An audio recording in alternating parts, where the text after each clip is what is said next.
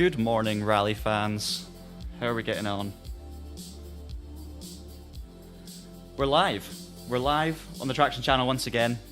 We've done a couple of live streams recently looking at AC Evo, but I did say during those live streams that we'd be looking to do more. And here we are. A week later, or 2 weeks later, I lose track of time. We're going to be playing EA Sports WRC today, and there's a reason we're playing EA Sports WRC. It's not just because the first round of the World Rally Championship was this past weekend at Monte Carlo, and it was epic, by the way. It's also because we have our hands on some new content, which will be coming at 5 PM GMT today, 6 PM Central European time. You can use some time converters to work out where it is, or what time it comes out, where you are in the world. Le Maestro's content pack. As I say, I've got my hands on it, so not only have we done a video on the channel, which you should go and check out after this stream, where we look at the history of French dominance in the WRC and that incredible era of Ogier and Sébastien Loeb. We're also going to do a live stream today where we look at the new stages, the new cars in action, and we focus a little bit more on the content itself rather than the story behind it. So, here we have EA Sports WRC. I'm going to take down the music a little bit.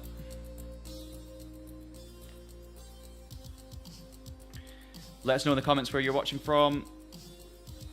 Hello everyone. Hello, Werfer Harfer? Don't know if I'm pronouncing that right.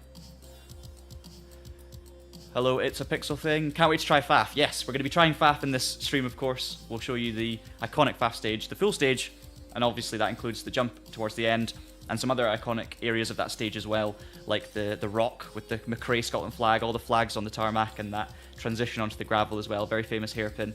Watching from Norway, good to see you. Hinjima, Kevin's here as well. Thank you so much, Kevin. I'm glad you enjoyed the video.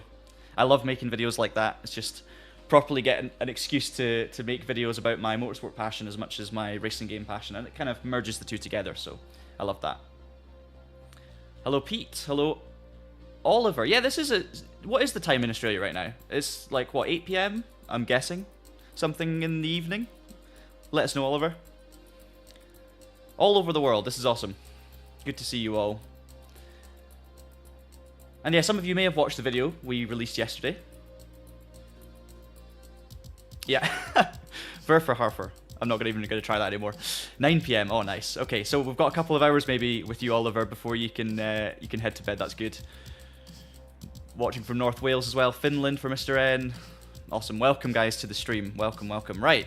So, let's give you a bit of a roundup then of what the content pack entails, the pricing, how you can get your hands on it, when you can get your hands on it, and then before, I know we're all keen to see the stages and stuff, we'll cover all of that, we'll show you the new cars, we'll talk about the stages, and then we'll get on with some. And obviously, I'm going to show you all of the stages here, so there are 12 new stages, but actually it's 2 full routes split in half and reversed in the usual EA Sports WRC style. So yes, there are technically 12 stages, but really it's 4 long stages, or 2 long stages, and also in reverse, if that makes any sense. So I'm glad Kevin's noticed the car behind me as well. Yeah, we've got viewers from India, we've got fellow Scots in Edinburgh, or sorry, I don't know if you're Scottish, you're watching from Edinburgh at least, so fellow viewers in Scotland, welcome Pablo. 6 PM West Coast Australia, nice. Alright, awesome. So yeah, Le Maestro's content pack, what do you get for your money? Well, in terms of money, it's £8.99 if you want to buy this pack individually, so that is in British pounds. I don't know the conversion rates, but you can work that out for yourselves. Probably around about $11, $12, something like that, or 12 euros. And then obviously wherever you are watching from the world, as this is clearly a global audience today, which is amazing, so you definitely need to look. The content is not out now. The content is out, so right now for me it's 10 AM in the UK. The content is out at 5 PM in the UK, so that's 7 hours from now. So you guys will be able to get your hands on this in 7 hours time. Let's show you, there's 6 cars, so we'll show you the 6 cars first. Quickest way of doing this is probably just creating a quick rally here. Okay, so we'll start with the oldest, and we have to go to the F2 kit car class for that.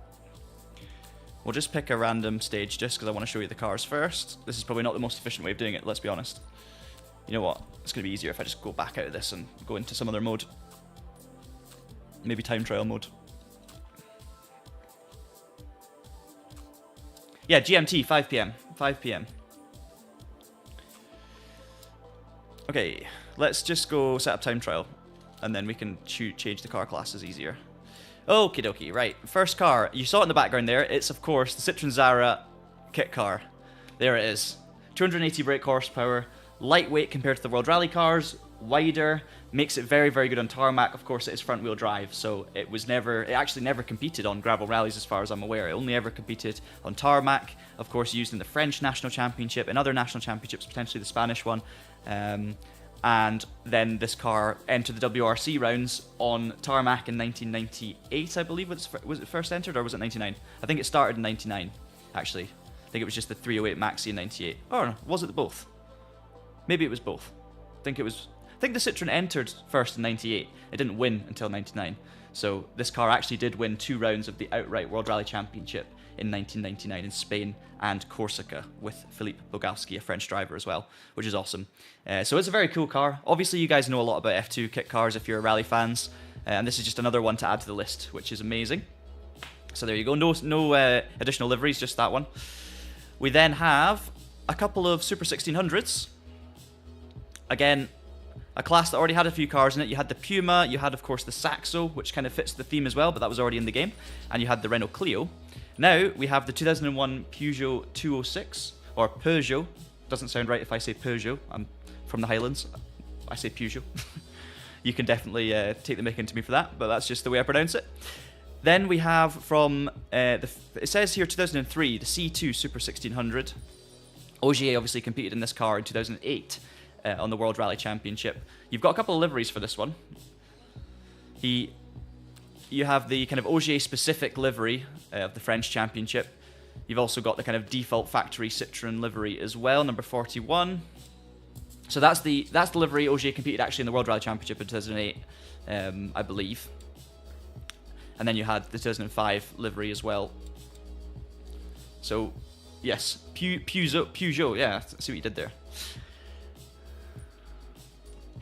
And then with the 206, so basically these cars, I mean, 215 brake horsepower, 225 for the C2, but the C2 weighs slightly more, so obviously it's well balanced. They're both front-wheel drive, of course, being Super 1600s, similar to the F2 kit cars, but essentially a class lower power, less aggressive aero, not as quick, obviously, but great for juniors growing up through the sport.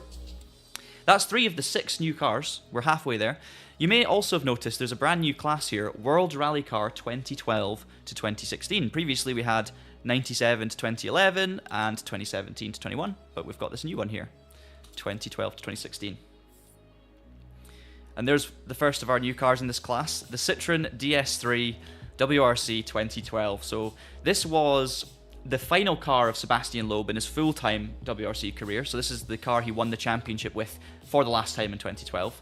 And it's also the car that Sébastien Ogier raced in 2011 for the factory Citroën team for his 1 year as the full works driver instead of just being a part of the junior team, sometimes doing one-offs for the main team. He raced for the full season for the works team in 2011, and he took Loeb very, very close to the title and then left because politics at Citroën were a bit icy at the time. And we have 2 liveries for this one. So we've got the Ogier number 2 from 2011. We also have the Sébastien Loeb 2012 car. Now, this is a good time to point out something else. You may already have been aware of this if you've been following the news or you've been watching the video, you may have spotted it. There's no Sébastien Loeb on the window. It does say car number 1. It's clearly the Sébastien Loeb livery. And Daniel Elena, who's Sébastien Loeb's co-driver, his name is on the window, but there's no Sébastien Loeb. In fact, Loeb's name is nowhere as part of this DLC. And that is because of some sort of licensing issue, we believe. So we did actually approach EA for comment on this. Why is Loeb's name not there? Obviously expecting it to be license related. And the response was essentially along the lines of, we have official licensing deals with the WRC and the manufacturers involved, whereas the individuals, the driver licensing is on an individual case-by-case basis. So it definitely appears like they haven't managed to get the Sébastien Loeb individual license. Why that is, that's up for debate and something that we'll probably be investigating because it suggests a few things which you can have a little bit of fun predicting. Does it mean that there's going to be a Sébastien Loeb themed game? We've seen one before in development. Does it mean that Sébastien Loeb still has ties to the Kiloton WRC series where we saw his name in Generations, for example? It's very interesting. I'd love to jump back on Sebastian Loeb Rally Evo. It's a game I just called it Evo because I'm in the Assetto Corsa Evo frame of mind. Sebastian Loeb Rally Evo. Yeah, that's a game I barely played because it couldn't run on the PC I had at the time. So I would love to go back and revisit it. Hello, Blue Gurn from Guernsey. How are you getting on? There's your pricing on the DLC pack. Thank you, whoever's in the chat, for Traction, one of my colleagues. This DLC pack will release at 5 PM UTC for £8.99. You can also see the pricing in dollars and euros. It's actually cheaper than I expected as well, so that's great. Head over to the website for more. Let's move on to the final two cars then. The Polo R 2013 is also new as part of the Maestros pack, and following on from Loeb's final title in 2012, this was Ogier's first title-winning car in 2013. So this was the first and only, actually, Volkswagen Polo R to compete in the World Rally Championship. They used this car until 2016, won every championship with it, with Ogier, and won every manufacturer's championship.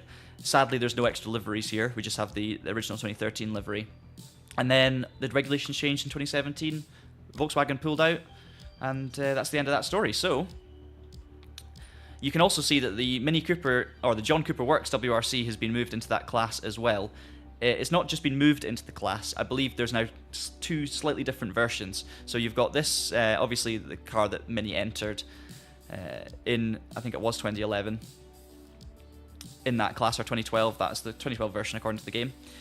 It may have been 2012, I'm kind of foggy. And then the Mini that was already in the class 97 to 2011, I believe, is still here. And there it is, the Countryman Rally Edition. So that's the 2011 Mini, actually, that was entered that year. The 2012 version is in the other pack. So it's not really the same car. It's kind of a slightly different version of the same car, which is interesting. So there you go. Don't worry, Mike. We're going to extend it very, very soon. One more car to show you, and that is the 2017 or 2018 version of the Citroën C3.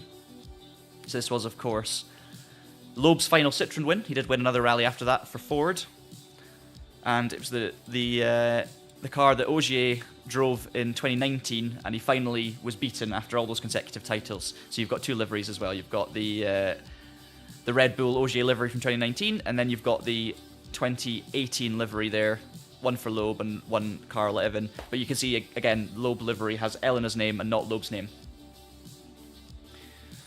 So there you go. Oh, Tom's here. John.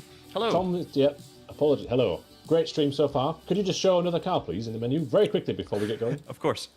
Could you go to the Rally 4 category, I think it might be called? Yep. And then find the Citroën C2 there, because that is the other new car in this pack.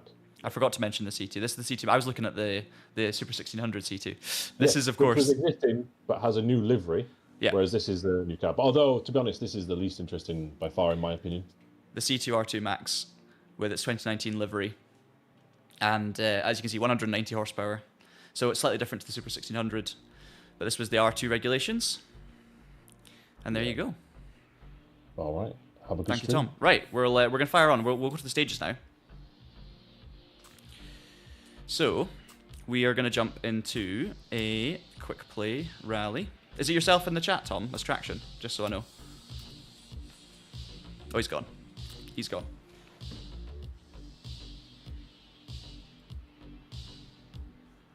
Thanks, Oz. Spilt my glass of water on the floor.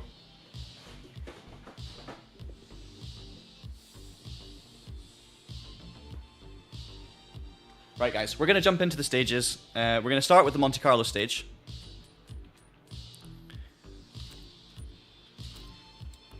And we're going to start with... I think I want to do the proper Monte experience, the four-wheel drive experience, the winter Monte experience to start with. So I think a good place to start would honestly be the 2012 to 2016 cars. So we're going to do that. And we're going to go for winter Monte Carlo. As you can see, the 12 existing routes are still there. The update's not out yet. We've got the DLC coming later today. And there you can see Route 13, the first of our new stages. So this is Briancone to Entrevaux. This was the power stage in 2011. So this was a stage that was added to the real Monte Carlo Rally in 2011. acting as the power stage. Became famous quite quickly. It was also run in 2022. Did I say 2011? I meant 2021. I don't even know what I said. 2021 is what I meant to say. And then it was continued on through 22 and 23 as well. So it's now in the game, which is very cool. And you've also got, of course, the reverse version, Entrevaux to Briançonne. Definitely butchering the pronunciation. 14.3 kilometers and 13.7 the other direction. And then, of course, Route 15 and 16 is obviously half of the stage forward and reversed. So that's Les Venirets and Parbio. Parbio. Those you need to help me with the French pronunciation. And then you have Le Champ and Pertus, which is Route 17 and 18. And there you go. So we're going to do Briançonne to Entrevaux to start with. It's the Monte Carlo rally, guys. Let's try and make it authentic. So we've got icy conditions. We'll drive it in the morning. One stage to get just to kind of essentially do a recce here. We'll leave all the we'll leave the AI as it is. We'll leave the rally. We'll start the championship. And then we have our DS3. So let's go the Ogier DS3. By the way, the other stages included in this pack are the Portuguese stages, the iconic FAF stage, in the forward direction and, of course, in reverse as well. Now, just before I jump on with this stage, bear with me for 1 minute. I'm going to go get a towel and clean up the water I've spilled, just in case it causes mass electrocution to the rig, to the PC, and everything explodes in this house, which wouldn't be great for the stream, and it also wouldn't be great for my personal well-being. So I'm going to grab a towel, clean up some of the water, make sure it doesn't get anywhere, and I'll be right back. On the standing side of things, as we know, this is the first event, and so every team is back to square one. It will be fascinating to see who manages to get an early lead in the table following what should be a cracking first event.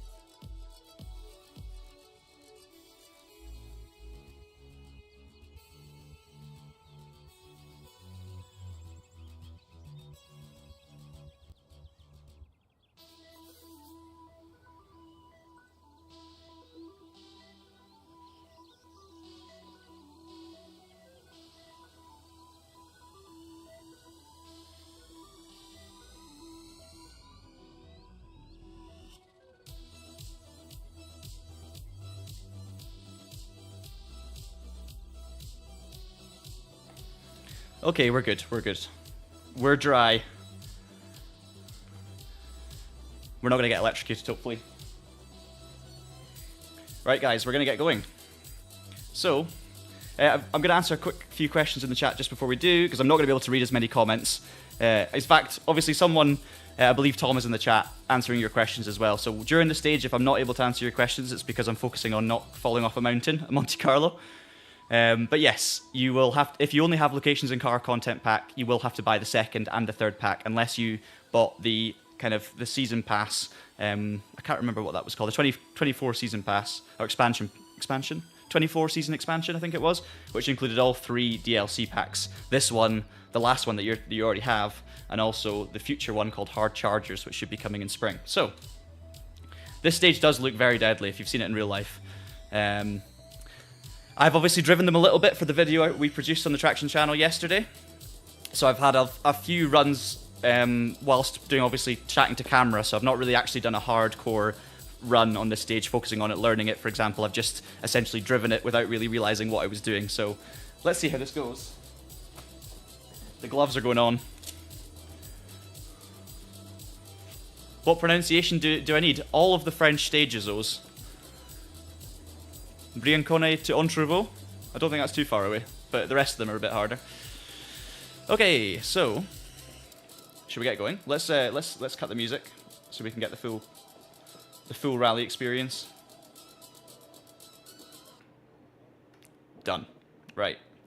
We'll bring back up the chat. So, first of 6 new stages, but really 2 new stages.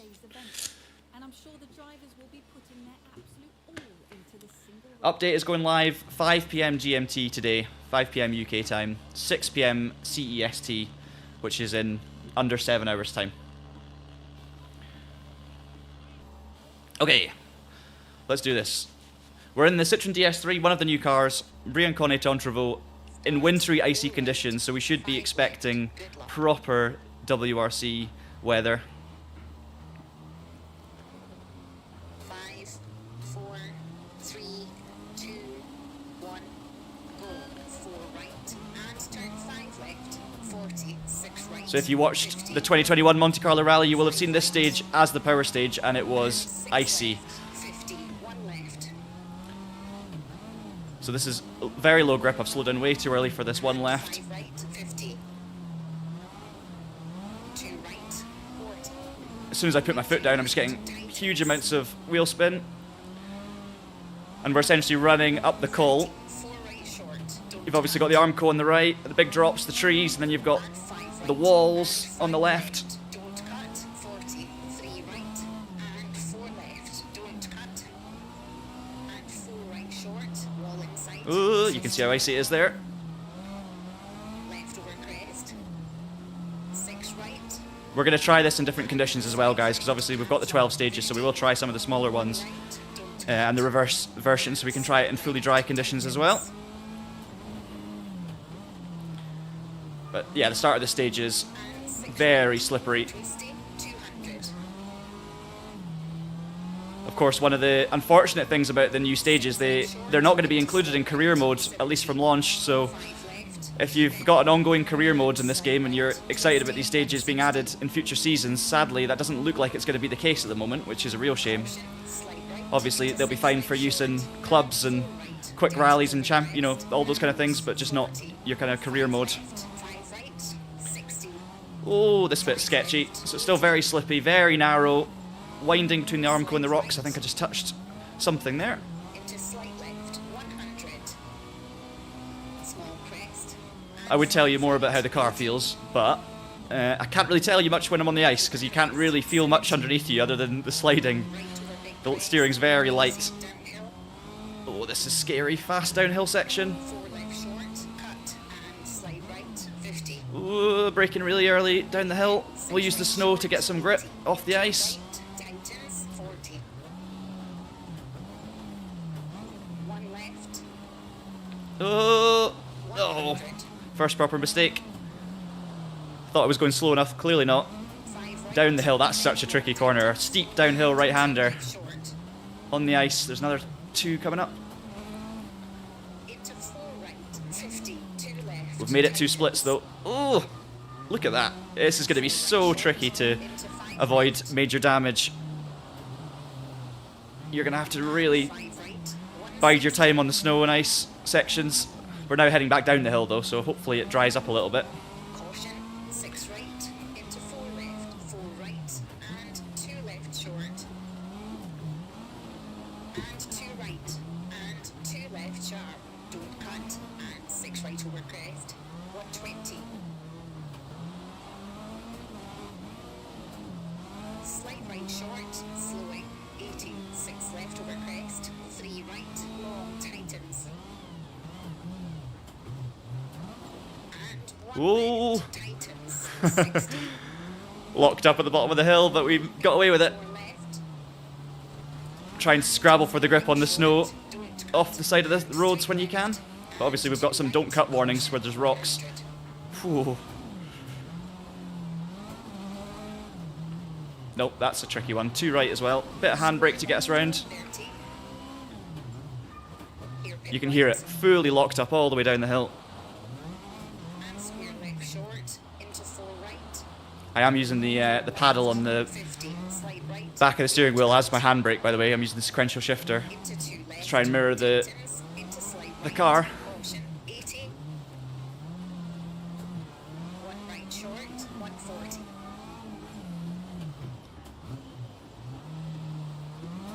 Slowing.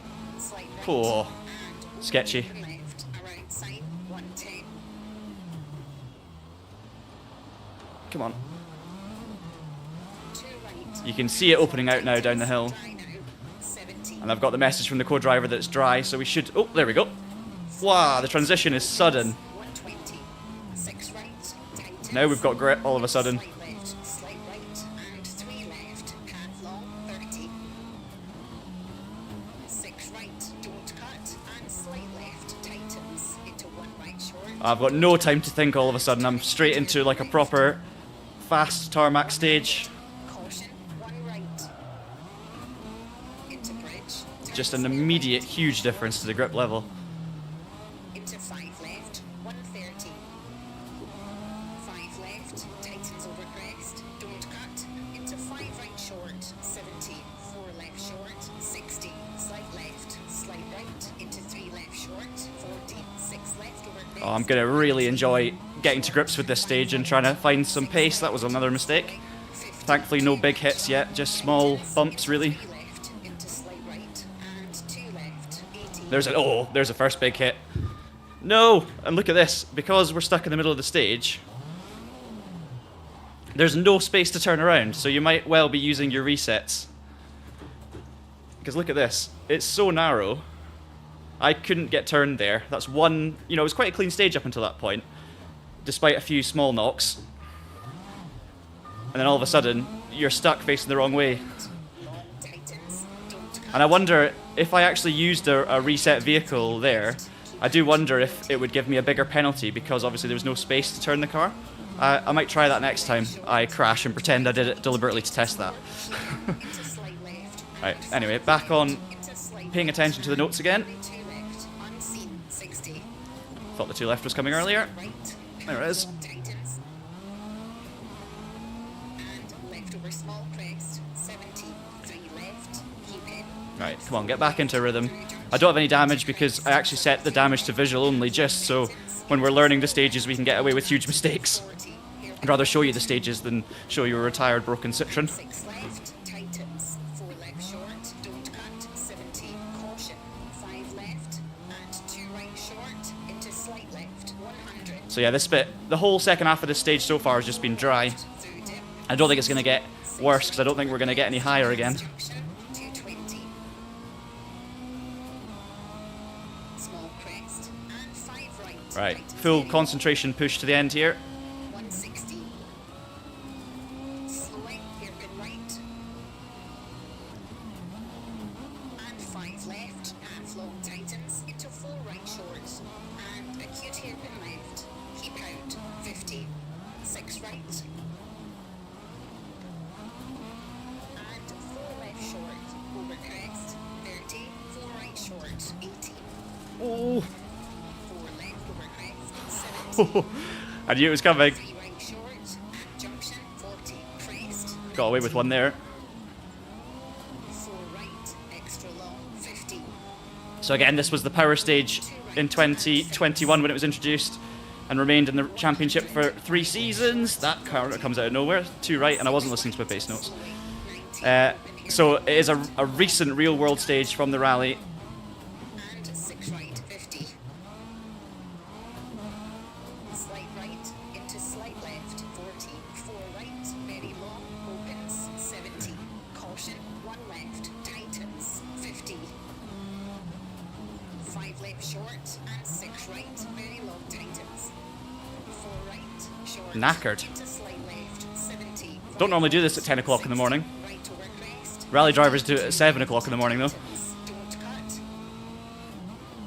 And 6 right over crest. 80, double caution. Square left. Okay, double caution coming up.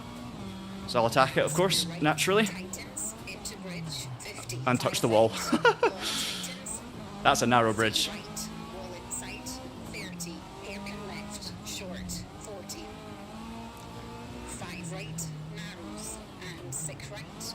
Into Any eagle-eyed viewers who watched the video that went out yesterday about this pack may have noticed in the sections where I was driving that the car just increasingly gets little bits of damage as you go through the stage. Basically just in between me telling the story, it's just me bumping off of walls down the stage. 4 right, 50. 5 right, very long tightens. Oh, the windscreen wipers came on for no reason. Hairpin left, tightens. Oh, I'm really looking forward to, learning the stage a little bit more and actually attacking it rather than kind of bumbling my way through it. I'm braking too early for a lot of corners and then the other ones I'm braking too late, and it's just the usual when you're learning a stage. To small crest. You're trying to read the notes, but the notes seem reasonable so far. 5 right, tightens. 40. 5 left. We're coming to the end of the stage now though. Short, narrows. Into 6 right and 4 right. And 4 left, 120. Constant switchbacks along the mountain. This is actually quite similar to the start of the stage. It looks different, but it feels similar. Narrow tarmac run with rock face on the left and A big drop on the right. 3 right and 4 right. Cut into 1 left short and 5 right. Long tightens. 50 over finish. 3 left. Tightens. To stop. Okay, that's a 10-minute. And there we go. 10:09.7 with a big spin in the middle where I got stuck. Whew. I'm gonna put on the fan. Dual paddles. So yeah, I'm just using the basically the upshifter paddle on the right to use the handbrake, and I'm using a sequential shifter on my left arm to change gear. Okie dokie. Yeah, tire choice will be really interesting. Yeah, Matthew, if you're racing it in winter, because you know, as is tradition at Monte, of course, start of the year. Because do you want to take snow tires and be quicker in the first half, or do you want to take, you know, proper tires for the second half? It's going to be interesting. I think it's probably, I don't know. I really don't know. That's something we're looking forward to working out. That was winter tires, so look at it. We're 50 seconds off the pace. I reckon we only lost about, what, 20 with that incident in the middle. So normally I can, you know, depending on the class, I can compete with AI pretty well on, you know, 97, 100. 100 I can compete with once I know the stage a little bit. But yeah, they're quick through there. Interesting. So that's the first stage, guys. That's the first full Monte Carlo stage. Briançon to Entrevaux. And that is the Citroën DS3 as well. Exciting. What do you think of the stage? You're not actually able to cross tires, unfortunately. So you're not able to do like a kind of diagonal cross pattern, which is what a lot of drivers do in the real thing, which is a shame, because I think on a stage like that, it might actually work really well. I'll just show you a replay very briefly so you can see what the car looks like from the outside. And I can have a look through some of the comments. I think I actually missed a checkpoint. How's VR for me at the minute? Honestly, I've not actually tried VR in this game in a long time. My headset's quite old now. But our resident VR man, Ross, who's got a more up-to-date headset, he's been keeping an eye on things. So if I find out how the VR is now, I'll let you know. The game definitely seems to have stabilized a lot since it launched, of course, but it's still not perfect performance-wise. Like, I've got a beefy PC, the specs are in the description, and I still can't really run on the highest of graphics without dropping to like 30, 40 frames. I'm running in 4K, to be fair, but I really do need to turn some things down to get even 50, 60 FPS. Oh, Ross is here. With an S sound, says Kevin. Briançon? Briançon? Is that better? Yeah, hopefully they can add that feature. That'd be cool. Maybe it's something for the next WRC game, which we would expect probably 2020... Well, the end of this year, maybe? If they're doing biannual releases, we'll have to see. Citroën looks good, though, doesn't it? Lower the car reflections. Is that for FPS? Yeah, that's probably a good shout. Obviously, lowering the crowd also makes a big difference as well. But I wanted to leave some of the things on reasonable settings. I think I'm running a high preset right now, just so you can see as well, like the crowd at the FAF jump, for example, which we're going to come to. But there you go. That's the first stage, Treacherous. Now, it's up to you guys. Do you want to see the FAF stage next, or do you want to see the reverse version of that stage, but in the dry tarmac, and we can try out maybe the F2 kit car, for example? Let me know. I think, you know, we've done the stage in winter. Now that you've seen the stage, you can do an immediate comparison to the reverse version, and we can do it in spring so that we get dry weather. But if obviously I know you guys are keen to see Portugal as well. We'll get there, don't worry. Let's create another one. Reverse with F2's got a love heart straight away. Yeah, awesome. Right, let's do that then. So we're gonna do Monte Carlo, and we're gonna do it in. We could do summer or autumn as well. We'll do spring. We'll do spring, just to try and simulate a slightly less wintry version. And route 14 is Entrevaux to Briançon. Am I getting that better? So we're going to do that instead. We'll do it in clear conditions, and we'll do it in the afternoon. In an F2 kit car, in this new Zara kit car, which is going to be excellent. This one is going to be different. I may have to. I always say I will do this, and I never do. I may have to shut up and try and push. Uphill should be a tad more forgiving. That's true. Uphill will be more forgiving in the middle of the stage. What will now be the start of the stage and was the end of the stage is fairly flat, so I think that'll be similar, and it was dry anyway. The end of the stage, though, where we were traveling up the hill originally, we're now going to be traveling down the hill through that twisting section at the end. That's going to be absolutely wild. So, exciting. Exciting. Guys, if you want any information on this pack as well, obviously we're here to help in terms of comments. I'm here to help as well if you have any questions and I can see them between stages. But also check out the TraxionGG website because we'll have all the information there for you, the costs, the release. Obviously this pack is coming today in around about 6.5 hours time. Unless, I did see someone commenting that the timing was different on their Discord server, but we believe that the content's going to be released at 5 PM GMT. Right, let's give this a go then. We know what the F2 kit cars are capable of. Obviously, a lot of love for the Zara, so I'm going to try my best to do it justice. But obviously, I don't know the stage yet. I've just done a few little short bits of it, so I apologise already for bidding it. I'll try and not get stuck this time between the Armco and the barrier. Let's do it. Let's do it. Starts 1 right. Good luck. Right.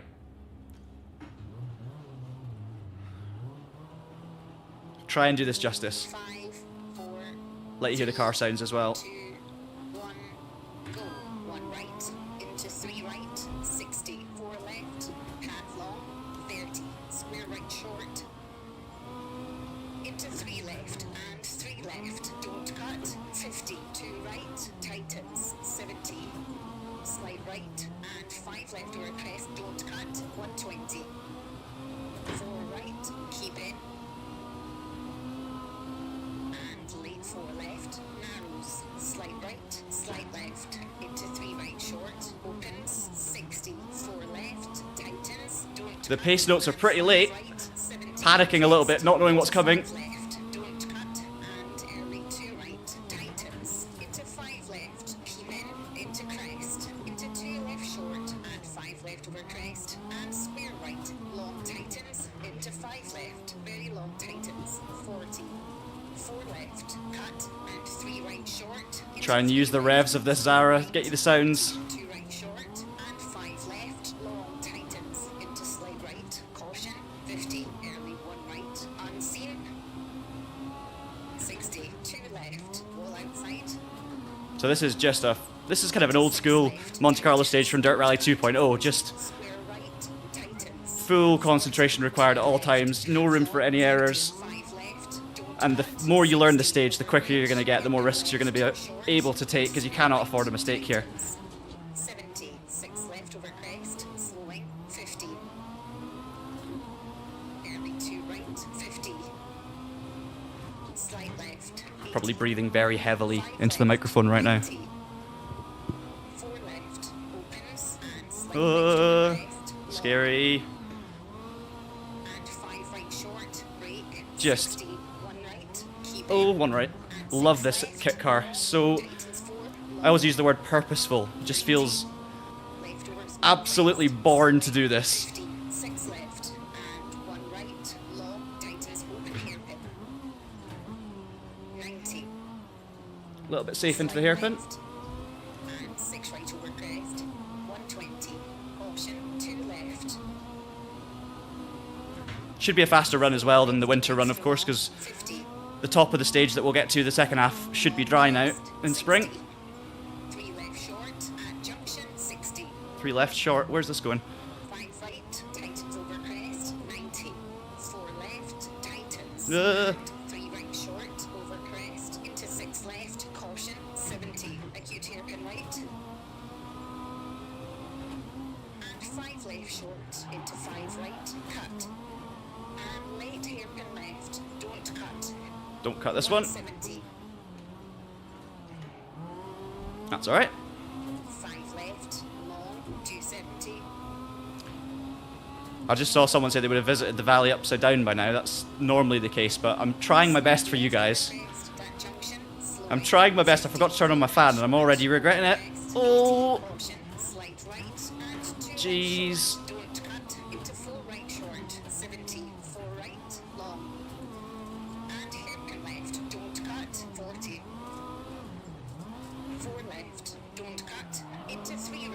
Handbrake obviously never as satisfying in a front-wheel drive car as it would be in a four-wheel drive.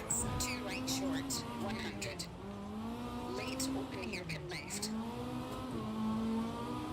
60, unseen, 2 right, tightens, keep into 6 left, 6 right, and 4 left. So much hesitation into the corners. And 3 right short, 30, 3 right, 100. 1 left, long, Oh, I touched the barrier there. 90, caution, 2 right, tightens. Into 5 left, 4 right, into 2 left, sharp, and slide right, into 6 left short, 80, right over crest, 50, 3 right short, keep in. Into 6 left, 6 right, 60, 4 right, Jesus, pure ass. into 4 left short, and 5 right over crest. Oh, where are we going here? 100, slowing, 5 right, It's so fast. left, over bridge, into There's 5 obviously left, cut, 100. There's obviously slow corners, especially near the start, but that section there, kind of middle of the stage, I guess, when we're heading back up the hill, it's fast. 2 left short, into 6 right, 40. 5 left, tightens. And 3 right, tightens. And 6 left, into slide right, into 6 left, half long, 140. Just every single corner, I'm just having to go in just without that commitment of knowing that's the level, just slightly underneath it and then accelerating through it, which is maybe not the worst technique, but Turn, definitely leaves a fair bit of time on the table. keep in, 120. Into slight left, very long, 50. I'm being so on and off with the throttle as well, but Left short, again, it's one of the things I love about playing a game like this. Just kind of feeling your way through the stages, 3 right, and then every time you go through there, you're going to be able to find a second here, half a second there, so many places, right short, 4 and it just becomes left, an amazing kind of dream flow once you get it. square right, 120. Lots of narrow, twisty stuff here 2 left, as we head back up the hill. into 4 right, long, and 3 left short, Oh, I thought it was going to tighten. right, cut, 70, 2 right, tightens, don't cut, and 2 left, Bouncing off the rev limiter. 30. Slide right, into left over crest, 80. Slide left short, 120.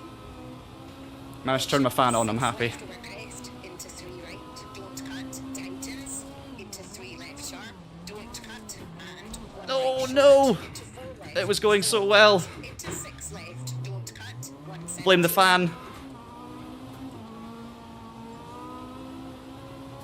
Oh, the Zara's been so good because 5 left, and it just gives you more and more and more, and every time you think, oh, you know, 2 right, I'm going in there, it just grips up and lets you, and it really allows you to push it to its limits.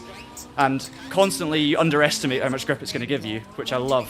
slowing, It's going to be so epic to see the quickest drivers really firing along these hills in this car. 2 left, keep in, 70, 6 left, long, 40. Okay, so we're near the end of the stage now. We're going to get to that point in reverse that we just did, obviously, where we were heading up the hill in the snow. Now we're going to be heading down the hill in the dry. 60 I think that's going to be exciting. crest, and What is this? unseen into small crest, right, Scared. 6 right, into slight left, This is the downhill. Oh my goodness. 4 right short, 60, slight left, slight Cannot right, push too much through here. Too risky. into small jump, and 4 right short, into 6 left. Fifth gear all the way through. Late Oh five my right, goodness. 100. 6 right short, 190. Just all 5s and 6s and jumps. Small crest, into 5 left, and 6 right, 50, 1 left. It said brake, I'm braking. Oh, 1 left coming up. And 4 right, long, into slight left. Whew, that's awesome. That is awesome. 3 left short, Terrifying. Oh, I need to concentrate. tightens. And 3 left, tightens, into 6 right, into 4 left short, don't cut, and 4 left, over finish. Breathe. Right, to stop. Okay, Whoa. 5.8. That is an epic, epic end to the stage. I love the start of it as well, but you're kind of lured into a false sense of security through the middle where it opens out and you think, oh, that's fine, and then suddenly it's like 5s and 6s along the side of the hill.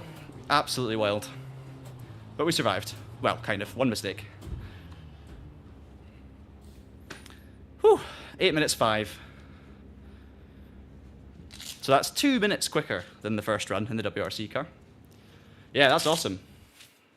So this is Route 14. Start for this pair on today's stage, and plenty of time to regroup and plan for the rest of the event. This Good morning. Oh, Ross is here. Hello. Good morning. Hello. Mr. VR man, was it I called you? VR man, apparently. VR man. Have you tried the Entrevaux to Briancone stage? In like the river, the last sector is wild. Heading down the hill basically towards the start line, and it's just like 5s and 6s, and yeah, intense. I was 12 seconds off the pace of the AI, and they're all the cars ahead of me are in 306 maxis, which is really interesting. Yeah, that's strange. So But WRC's always had that problem with the AI kind of timing. It's like sometimes they seem like they're really quick, and then other times they seem to lose like 2 minutes randomly. So I think that's probably about right, because I'd say when I know a stage a bit and I can push, I can race with the AI on 100. I think I've got them in 97, and I'm 12 seconds off, but I did make that mistake in the middle where I spun, lost about 10 seconds. So I reckon that's probably about right, to be honest, for a first run through. But it's all 306 maxis, which is interesting. So I wonder if the Zara kit car is slower than the Peugeot, or sorry, the Peugeot. Peugeot. I can't do it. No, Peugeot. Are you a Peugeot man as well? Yeah. Right, let's have I a know quick it's look at the replay Peugeot. there. You know, I know it's Peugeot, but it's like It just doesn't work, does it? It doesn't come Yeah. out. yeah, we've been indoctrinated from a young age that to say Peugeot. So Just gonna show you guys some quick raw gameplay on the screen there, the replay from the start of that run. Just whilst I have a quick look at the comments, I'll hide my face so you don't have to see that. Yeah, that was great fun. Really, really enjoyed that. 306 is just a bit smaller. I think the 306 Maxi and the Zara were very similar in real life. I'd say the Zara was a bit newer and slightly quicker, but they were both very, very close.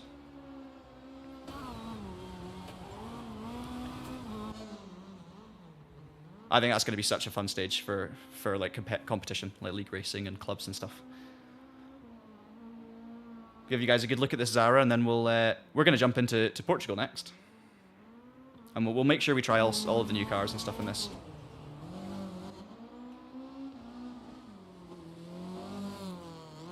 It just looks so right. It looks like it's meant to be there, this Zara. Excellent stuff. Next challenge for a British person, says Panvic, to pronounce Skoda properly. Skoda? Skoda? Skoda? Skoda. Skoda. Hyundai. Hyundai? Hyundai. Hyundai. Salvies asks, would you recommend this game? Because I'm thinking about getting it. Yes, I would, but you need. I mean, it's a totally subjective question. It's not the most. It's not like the be all and end all in terms of realism and rallying, but it's very, as a sim racing experience, it's pretty close. You get a kind of a lifelike flow to the stages, although I'd say the actual physics and the handling are slightly away from real, but it's definitely not arcade either. It's definitely kind of leaning towards real. It's more about the performance of the game is one of the big kind of drawbacks. So running lower graphics, if your PC can't handle higher graphics, there are flaws to the career mode, some issues with that in terms of the stage layouts and stuff, which kind of hurt longevity. But if you like rallying, I definitely recommend pick up the game, even if it's on a deal or something, if you're unsure about it, and give it a go, because right now it is kind of what we've got in terms of current WRC, and I still think it's a really solid game. It's just got a few more flaws than I would like.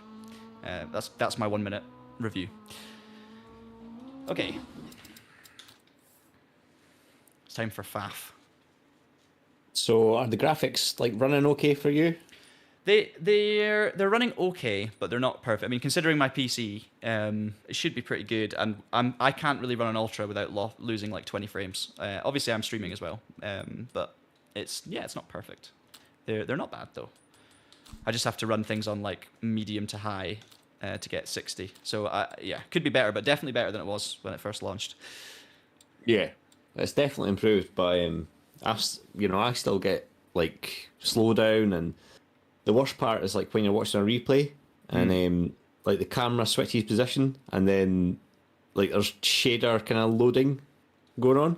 Yeah. So it's suddenly like the shaders sort of pop in from nowhere, and it just looks quite off-putting, I think. Yeah, that's fair. I'm just I'm going to show you guys the new Portuguese stages, and we're going to take on Faf in the Volkswagen Polo R, another new car, which is exciting. Similar to the DS3 we drove earlier, but obviously the year later and slightly quicker. So, new routes. There's Route 13. This is Faf. This is the stage we're going to do. The iconic Faf stage with the jump, with the hairpin, the kind of tarmac to gravel transition. I don't know what that section's called, but it's well known. It's epic. You're going to have to wait till right at the end of the stage for the jump, but that kind of makes it worthwhile. Then you've got the reverse version, of course, Route 14, Vila Pauca. Portuguese pronunciation is going to be worse than French. Barbosa, so Route 15, which is, of course, the first half of the Faf stage. And then that reversed is Passos. And then we have Moreira do Rei, which I believe is essentially, if you want to do the Faf jump without the whole first half of the stage, if you want the kind of shortest route that's going to get you to the Faf jump, this is the stage you need. Moreira do Rei. 5.5 kilometers, Faf jump at the end. That's going to be an iconic, much chosen stage. So that's where to look for it. And then Ruives, Route 18 for the last stage. So, I mean, we've got to start with Faf, right? We've got to do Faf. We'll do it in the dry again, just so you guys can see as much as possible. We'll do morning. Confirm.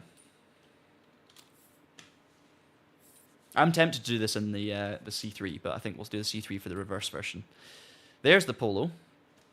So as you can see, guys, if you've just joined, new class of car, WRC 2012 to 2016, which has the DS3. The Mini is a kind of new version, 2012 version has been moved into this class. And then the Polo R with the OG livery from 2013. So there we go. This is another car with, I think, a sequential box. So I'm going to use the sequential shifter again. Hey, Dan. Nice to see you. Nice to see you. And Denise is here as well. Good to have Phil there. $14.99, definitely. If you can justify spending $15, I think it's definitely worth $15.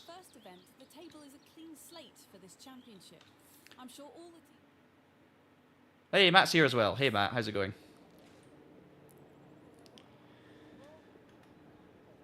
So, we're testing out the new Le Maestros content pack on EA Sports WRC.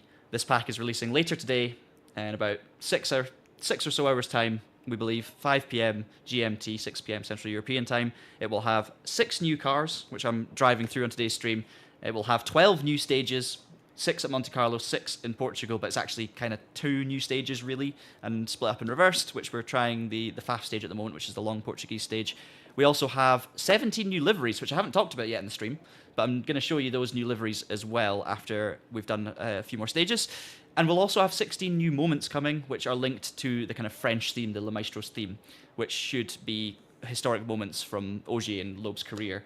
And I haven't been able to access them yet, unfortunately, so I can't tell you what they're all going to be, but be sure to keep an eye on the Traxion website for any updates. Obviously, if you guys get this DLC later today or in the near future, you'll be able to see the moments and give it a go for yourselves. 400. If I could just Yeah, go for it. there. Very sorry.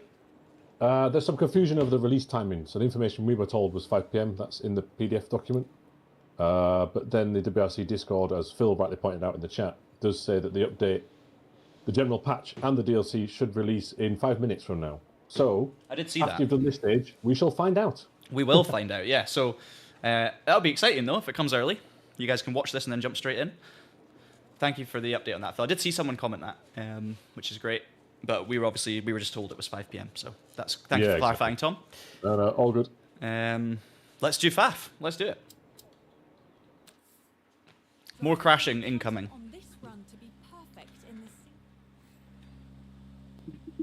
I'm going to predict the script for this stage. Okay, go for I'm it going before to I pull the predict handbrake. that you absolutely nail it all the way up to the Faf jump, and then you'll do a, what was the name of that guy? Quentin Gilbert. Oh, that nosedived. Okay, bold. The question is, am I going to take Faf flat out, or am I going to chicken out and do it properly and try and survive? Take it flat. Go for it. Okay, yeah. You didn't. I was going to say you spoiled the surprise, but it was no one's surprise. Okay. Let's see what happens. I've just shifted up instead of holding the handbrake. Right, let's do this. Thank you, Phil. Let's give it a go. 3, 2, 1. So 60. We're starting on tarmac. Left onto gravel and 4 And we're on tarmac. don't cut into 3 On gravel. short, Can't even speak already. crest 100. 5 left short, select 60, lead 2 right, tightens, and 3 left short, 70. So it's going to be similar to the last one where we're kind of feeling our way through the stage. I'll take it a little bit easy just to kind of make sure we get safely through it and you guys see as much of the stage as possible rather than as much of the scenery as possible. And 3 right short, 70. But obviously the profile of these Portuguese stages are, you know, traditional gravel stages. So you've got banks on either side, sometimes you've got open sections, sometimes you've got trees, little bursts of tarmac through the little hamlets, And slight right, slight left. and lots of high-speed jumps as well as the kind of slow-speed hairpin stuff. So basically a huge variety within the Portuguese stages. Tightens into 4 right. And from what I've tried so far, the FAF stage is no different to that. Oh, that was close. 3 left, past junction, 50. 5 left I think the short, Polo sounds slightly different to the DS3 as well, which is cool. and 6 right. But obviously feels relatively similar, just nuanced differences. Left short, into 5 right, 60. Caution, slight right, slight left, 50. 1 left short, keep in. It's constant though, you're just flowing left, right, there's no respite here. It's not like some of the faster open gravel rallies where you're kind of flat out for ages and then you've got a big stopping zone. It's just kind of relentless cornering, which obviously is great fun. 30. Doesn't give you much room to breathe. 3 right, very long. 40. Easy to shift the weight around in this car actually, is something I've noticed. It's, you know, if you're getting it slightly wrong, it's very easy to kind of fix it, a bit of braking, a bit of direction change, and it turns very well. So you can kind of recover yourself from dangerous situations. And slight left, into 6 right, 80. 1 left short, Not too early for the one left. 3 right, 30. 6 right. And 4 left short. Crest, into 4 right, into 3 left short, into slight right, into 5 left, tightens, into slight right, and 5 right short, into 6 left, into 5 right, long tightens, past junction, and 5 left, Whew, that was close. 6 left over crest, We're still in the early stages of this stage, so this is just, yeah, relentless back and forth gravel rallying. Obviously, a few points where you can get it badly wrong and there's danger, but it's not, you know, I wouldn't say it's horrendous danger. You're not really likely to have a rally-ending shunt. unseen, into slight right, Maybe in this town you are, because obviously you're on gravel tyres on the tarmac. But just lots of banks you're going to bounce off. Spins are going to be commonplace. Maybe punctures from knocking into the bank. tightens, But I do know, having driven the kind of the FAF section of the stage, that it does open out later on a little bit. left over small crest, slowing, 70, turn, right 1 left, tightens, and 2 right, 40, slight left, Got the anti-cuts there on the inside. right over small crest, 80, slight left over crest, opens, into small Oh, there's jump, one of the famous rocks. 5 right, long tightens, into 4 left, Okay, this is short, fast. 80, slight left, into 6 right over crest, 70, crest, 240. This is the part of the stage that I really like. Oh Like yeah. the wide open bits that are like 5th, 6th gear. This is the start of the shortened version of the stage, I'm pretty sure. Right, Yep. small jump, 120. Oh, too close to the bank. We got away with it. Left over jump, 60. Yeah, this is all fast. 5th gear, 6th gear. Slight right short, Jump. 170. I think there's like a 2 right coming up that's like, that comes out of nowhere. 130. 5 left, keep in, and left over crest, 40. Caution, right over big jump, 120. 6 left. Oh, big jump, and you got to go right over it. 50. Oh no, Left, 30. that's not the FAF jump, guys. That's just the John disaster jump. We actually survived though, it's okay. It did say go right over the jump, but I tried to take it like it was like I was going for a championship and I had absolutely nothing to lose. I mean, I don't have anything to lose, to be fair. Slight right, into crest, 50. 3 right short, wall inside. It's a little bit of a teaser jump. Left over crest, long. Into crest, 50, 4 right, past junction, and 3 left, tightens, 60.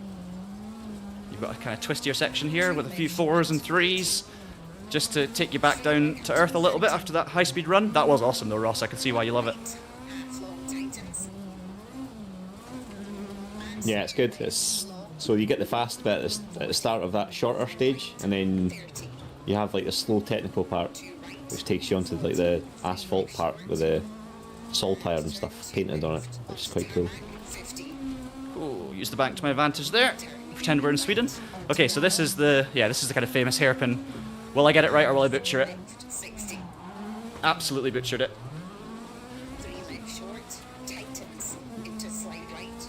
So yeah, not a huge amount of atmosphere on the stage like you would get in real life, and that's probably just because of performance issues. I don't think they can make the crowds as big as they actually are. I'm guessing that's why anyway, because I know that the crowd density does take up a lot of performance. We're getting near the jump anyway, guys, so I'm going to go quiet and see how fast I can take it and how big a crash I'm going to have.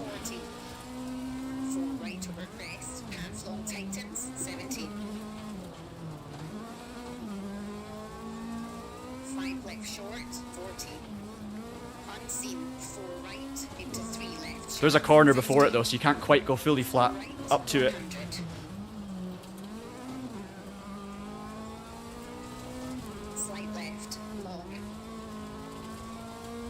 Here we go, you can see it in the distance. Right, let's do it. See what happens. Good luck. Oh, we survived. Just. And that's the end of the stage coming up. Oh, that was sketchy though. I did survive, but with a big asterisk. Oh. Well, anyway, guys, check if the DLC is available now, because it is 11 o'clock. We'll see if the Discord message was correct. And if not, unfortunately, it might be a wait till 5 PM. Although, as we saw with AC Evo recently, a release time doesn't necessarily mean it's going to be exact. Whew. Again, I'm knackered. Not quite the start this team were imagining. Well, looking at Steam, it's not available yet. Improve on the upcoming stages. Yeah, okay. 21 seconds off the pace on that one, Ross. So, yeah, 20 seconds is probably can be found with a bit of work, but that's still a good time. I mean, 6:29 for the AI on 97. And it's the DS3, interestingly, that's wiped the leaderboard on this one, not the Volkswagen. So yeah, I don't know if that's like a sign as to which car is going to be quicker, or obviously setup is another thing, right? You can customize the setups, and the AI are probably running some sort of default setup, or I don't even know if they actually run anything, if it's just a kind of a simulated stage essentially in terms of a time rather than actual simulation of the run. But it's interesting seeing specific cars at the top of a leaderboard usually tells me, okay, that car's probably a little bit quicker on default setups. But I might be totally wrong. Anyway, that's faff, guys. That's faff. Bit of a sketchy time over the jump, but you can take it flat. Just don't do it. Don't do it if you're competing. Yeah, that car, I would say, the one thing it felt agile. The Polo. It felt like you could shift the direction and shift the weight quite easily. The sound felt slightly different to the Citroën, I would say, but I mean it's. At the end of the day, it's similar to cars we've already driven, so it's not like I'm driving it feeling like this is a completely new, unique experience. Because obviously a lot of these, especially with motorsport series with tight regulations, especially in modern day, different back in the 80s and 90s, but modern day regulations are so tightly controlled that you tend to find a lot of the cars are very similar in terms of their overall feel and characteristic, just slightly different sounds, different, different like dashboard, for example, slightly different feeling, but very similar overall, similar performance anyway. But yeah, there you go. Patch is out according to Phil. Restart the stream. Restart Steam, not the stream. I would show you the FAF jump, but we're not going to go through 8 minutes of replay. So we're going to now try the stage in reverse, starting with the FAF jump, and we're going to try the mighty Citroën C3 from 2017. Yeah, so the patch is out. And the DLC. It's on Steam now. Perfect. So guys, if you've been enjoying the stream, if you want to give this a go for yourselves, you can do it right now. Not 5 PM like we expected, which is great news for you guys who are available to jump on it right now. I'm now going to update some articles on Traction. Excellent. I'll see you later. Thanks for joining. No worries. We'll try for the reverse version of Portugal. Let's just try a different season. We're going to try winter just to see what it looks like. Let's do the Villa Pauca. No idea. And we're going to do it. We'll do it in again clear because it's just much better for seeing things. We'll do sunset. Winter sunset. That'd be cool. Cool, you guys are already downloading it. Excellent. Well, hopefully this has given you a little bit of a warm-up and you know what to expect now. Shall we jump in and try this crazy Citroën then? Yeah, Ross, if you're still there, Phil makes a good point as well. I think Ross did say the DLC's there, so you guys will be able to find out while I'm tackling this stage, I'm sure. And then we'll after this, we'll show you the new liveries, guys, that are in the game, and then I'll drive the final 2 cars on shortened versions of some of those stages, and then we'll see from there. Yeah, it's definitely a DLC as well. Awesome. Thank you for confirming. So for the C3, we've got the Loeb/Daniel Elena livery. We talked about the licensing thing earlier on. We've also got the kind of number 11, and we've got the Ogier number 1 from 2019. So we'll drive the Ogier car. Hopefully you guys enjoyed that stage, though.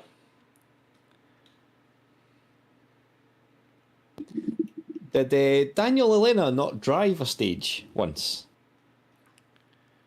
I don't... Or am I thinking about a different co-driver? Peter Solberg... Yeah, Phil Mills did it, didn't he? Patterson did it. You can see that it's one of those lovely clear Did it for Solberg in Sweden. have been hoping for. Clean skies like this give the crews at least But one less I think this was Peter's later career. I think it was in the DS3. He drove one of the stages. and so every team Phil might have done it as well. I think Phil did do it. it will be fascinating to see who manages to get an There's definitely been situations where co-drivers have driven before, though, on the actual stages. Yeah. Yeah, who was it? Was it Hayden Paddon's co-driver? He was... oh, yeah, I think he also did it, didn't he? There's been a few of them. Yeah. Oh, what was his name again? John Kennard, is that? Yes, that's it. That's it. Do you think they'll add the Corolla in the 2017 Yaris? Callum, I don't know. The Hard Chargers DLC is the next one. So that's the third of the 3 packs in this 24 season expansion. I don't know what they're going to add. We don't know yet. We'll obviously let you know as soon as we do know, but they'll obviously want to keep that under wraps. It'd be cool to see the Corolla and the 2017 Yaris. It'd be cool to see more Toyotas, to be honest, in general. I think Ross would agree with that as well. But we did see the Yaris Rally 2 in the last update. So they are adding Toyotas. I would just like to see some more.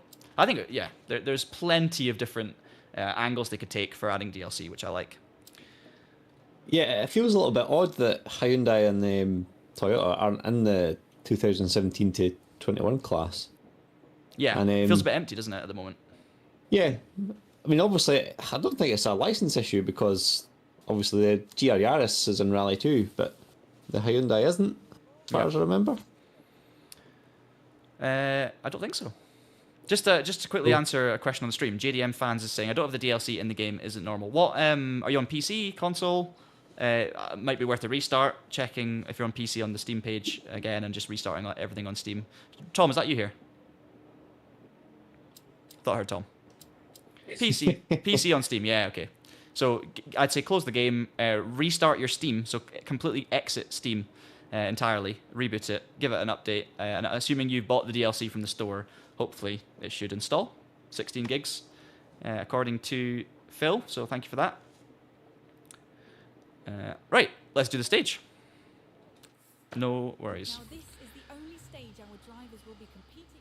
So this is the FAF stage in reverse. So we're actually going to start with the FAF jump, which has that ever been done before? I don't know if that's ever been done before. Starts 6 left. Possibly, but not in modern times. They always run it the opposite way, just for the lulz. Yeah. The FAF stage has been run since the 80s, I believe. It might have been earlier than that. This is a very long-standing stage in the WRC. Right. More aero. I've actually forgotten to change the shifters to the paddles for this car, so I might pause it. Or actually, yeah, let's do this. Let's do it authentically. So I'm going to switch it so that the my sequential shifter is going to act as my handbrake. And the paddles are going to be for changing the gears. Just because the C3 has got a paddle shift, even though it's one of those paddle shifts that's one paddle that you pull forward and push backwards, I don't have that, unfortunately. So I'm just going to do it as regular kind of paddles. And then we'll start again. I always find these gear shifts fascinating. I don't know how, like, drivers obviously get used to it very quickly, but I can imagine it's a new thing to train your brain to do, a new muscle memory to learn, having to shift down with your right hand pushing away. You can buy sim racing shifters that do that though, which is cool. I think Sim Lab do one. All right, let's go. Oh, thank you very much. Glad you're here after watching the video. Hopefully you enjoyed it. Obviously that video was focused on the French element, the story, but this is obviously just a stream showing you the new stages in full. It is SimLab that does the push-pull paddles. Which is quite cool. That's the FAF jump in reverse. It's not quite as dramatic, but it's just as scary. And you cannot see a thing when you're in mid-flight.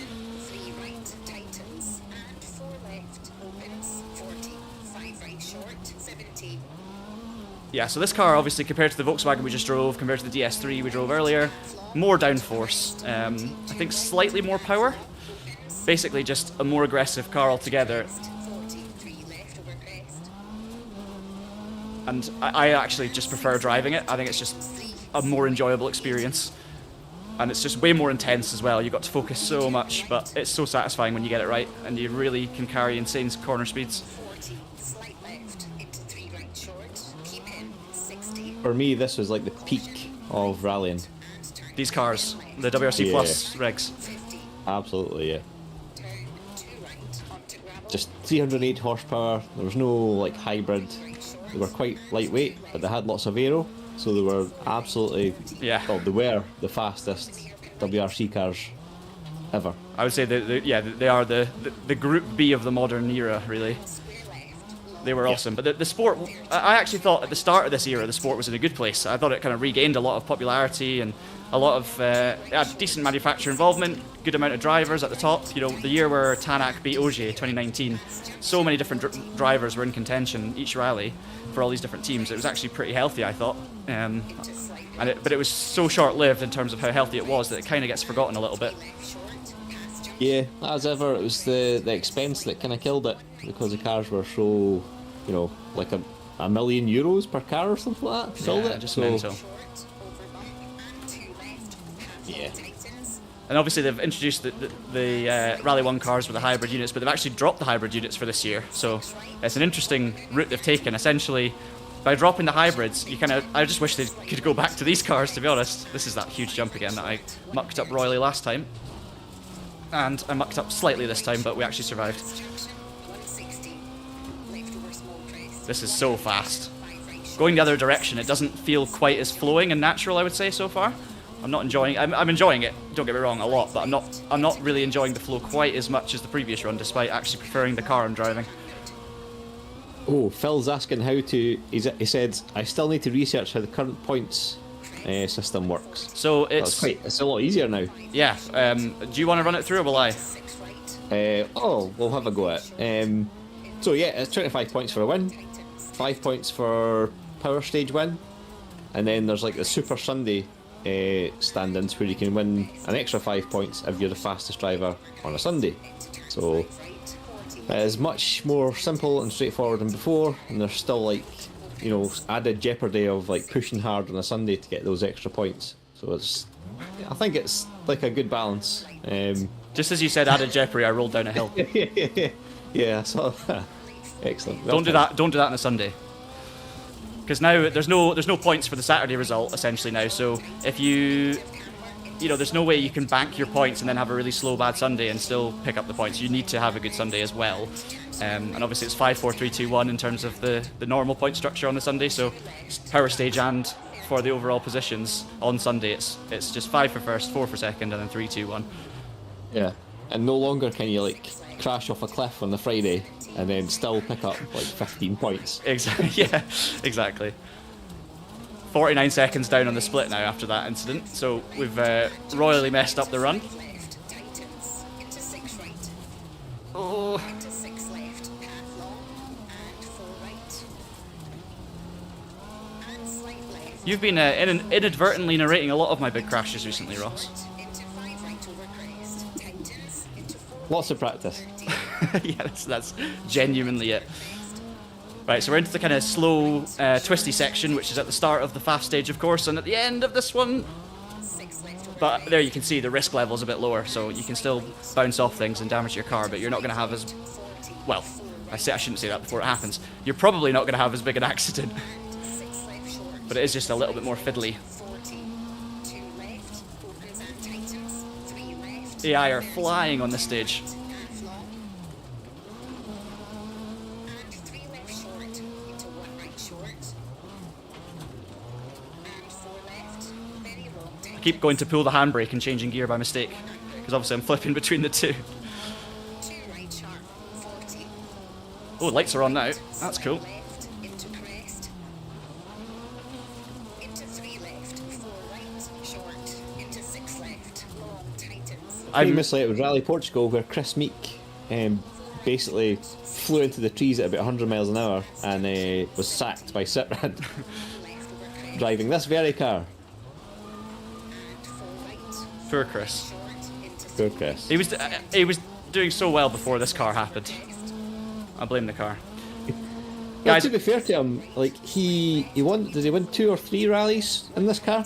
And the only other people to win rallies in it were Sebastian Loeb and Sebastian Ogier. So, you know, that's pretty impressive. He was very good. He is very good. He was had a he had a bad run. 3 right, tightens, into 5 left, 17, Right, we're coming towards the end of the stage. So that means we should re-emerge onto the tarmac, and then we'll know we're really near the end. small jump, slowing, 80, We're gonna try this car on tarmac as well, guys. Just maybe that short Monty stage in reverse, so we can shoot down the mountain in this thing, because I think that'll be a bit breathtaking. caution, And I obviously need to show you the other 2 new cars as well, so we'll do that. left, to stop, Oh, flat out over the finish, and I've hit the brakes, thinking it was a corner. Right.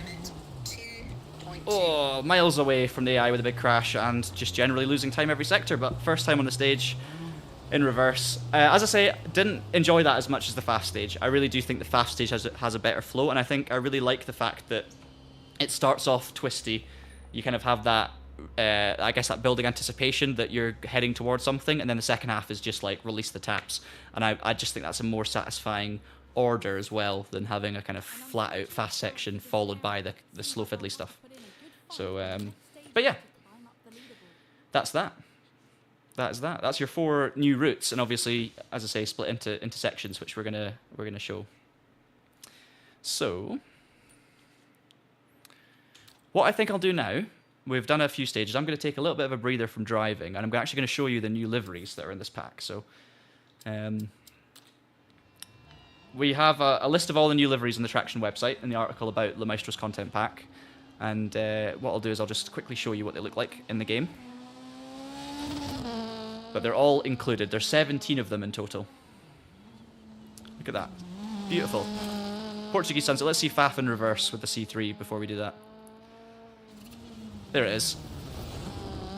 Actually, you know what? I took it quite well. It's just terrifying when you don't actually know how you're going to land, because obviously you can't see a thing, so... It is a good looking car, I think, though, the C3. I really do. I love the aero. I love the shape.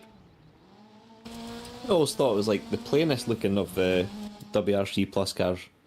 It's a bit I thought more the Ford bubbly. and Toyota looked really like purposeful. I thought the Citroën was a bit more like streamlined. Yeah. Definitely. So let's go and show you the liveries. So I'm gonna put some music back on, because we have to mute the music in the game, because if not we'll get copyright strikes. There we go. Okie dokie. So best way to do this is probably just setting up a time trial. Stage is irrelevant. Right, so, new liveries. Now, I've actually got them written down on my phone, so just so I don't miss any. And if we can show you them all. So, I think we'll start with the ones I do know. So, WRC. Actually, no, it's not WRC, of course. It's WRC 2017, because it's actually the Ford Fiesta that Ross was just talking about looking very purposeful. We now have the Sebastian Ogier 2018 livery for this Ford. I'm probably going to actually hide my face for this, to be honest. You don't need to see me. There it is. Looking Nice car. beautiful. It is a nice car. And I think M Sport are the best when it comes to liveries, because every year they do something slightly different, and they mix it from white to dark blue to purple. They always change it up, but it keeps to the theme, and I just think that that's brilliant, because every year it feels fresh and new and exciting. Yeah, this year's car looks absolutely tremendous. It does. And then obviously the new liveries on the new cars we've already seen, so that's fine. In this class, let me actually just go through the list that I've got on the Traction website, because that makes it easier. So we'll go into Rally 2. Not Rally 2, Rally 4. Don't know why I'm saying Rally 2. So obviously the C2R2. That's your new car again. So that's I guess that's a new livery, but it's just the launch livery of the car. It's, you know, nothing too exciting. And obviously it's the only livery, so essentially it's launched as a new livery, but it's not really a new livery, it's just a new car. But then of course the Super 1600 version has that new Ogier livery on it as well. So that is the 2008 Ogier C2 that you raced in the Junior World Rally Championship. And obviously if you'd watched our we talked about it a little bit in our video yesterday, where we looked at the history of the French domination in the WRC. But this is the car that he took points in Mexico in 2008, and he actually scored overall points in a junior WRC car. I say this is the car, this is the livery. Obviously, it's in the Super 1600 section, but it's the C2 R2 Max that we looked at a second ago. So there you go. Hey, Matthias, how you doing? Everyone's updates are loading in, which is great. So then we have obviously the C3 we've already looked at. The Citroën C4, I'm going to jump in and have a look at. So that is, of course, a World Rally car from 97 to 2011. We have some new liveries, and it's all, of course, Ogier and Loeb themed. So here you go.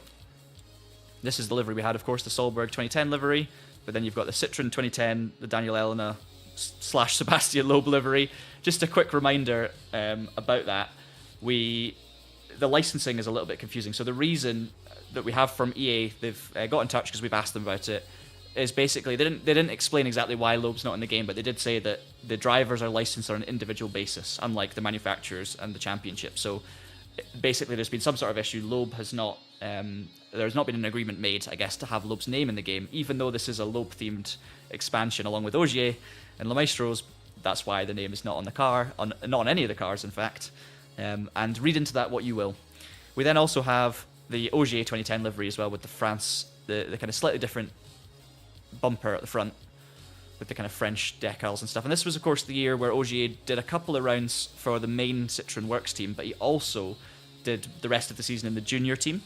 So it's still the same car, but just scoring points for a different team, essentially. So it's cool to see those two in there. We also then have, obviously, the DS3 you've seen, because that's a new car. The Citroën Zara, we have some new liveries here. So you've got the 2005 Citroën #1, the kind of Loeb Championship winning car, rather than just the McRae 2003 livery. Again, no names on the side. And then you have the 2006 Kronos racing car. So this is the season where Citroën actually pulled out as a manufacturer to focus on developing the C4. But they still entered the championship with an independent team running the cars, which was Kronos Racing. That's why the livery is blue. The Go on the side and the exclamation marks obviously became quite iconic, but it's basically because it was a cigarette sponsorship. I don't know. No, I'm not going to pronounce this. Galwaz? Galwa? I don't know.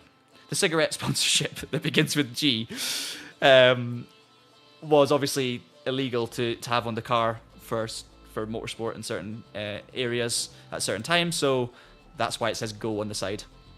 But this was insane because despite being run by an independent team in Kronos Racing, Loeb still won 8 rallies and came second in 3 rallies in the first 11 of that season. So he absolutely dominated despite a lack of manufacturer support. To be fair, a lot of the main Citroën team were actually helping the Kronos team, so even though it's Kronos Racing, there was a lot of input from Citroën, which is not surprising. So that would have helped, but it's still a really cool story, and it's a unique livery, so it's cool to have it in the game. And it only lasted 1 year, then the C4 launched.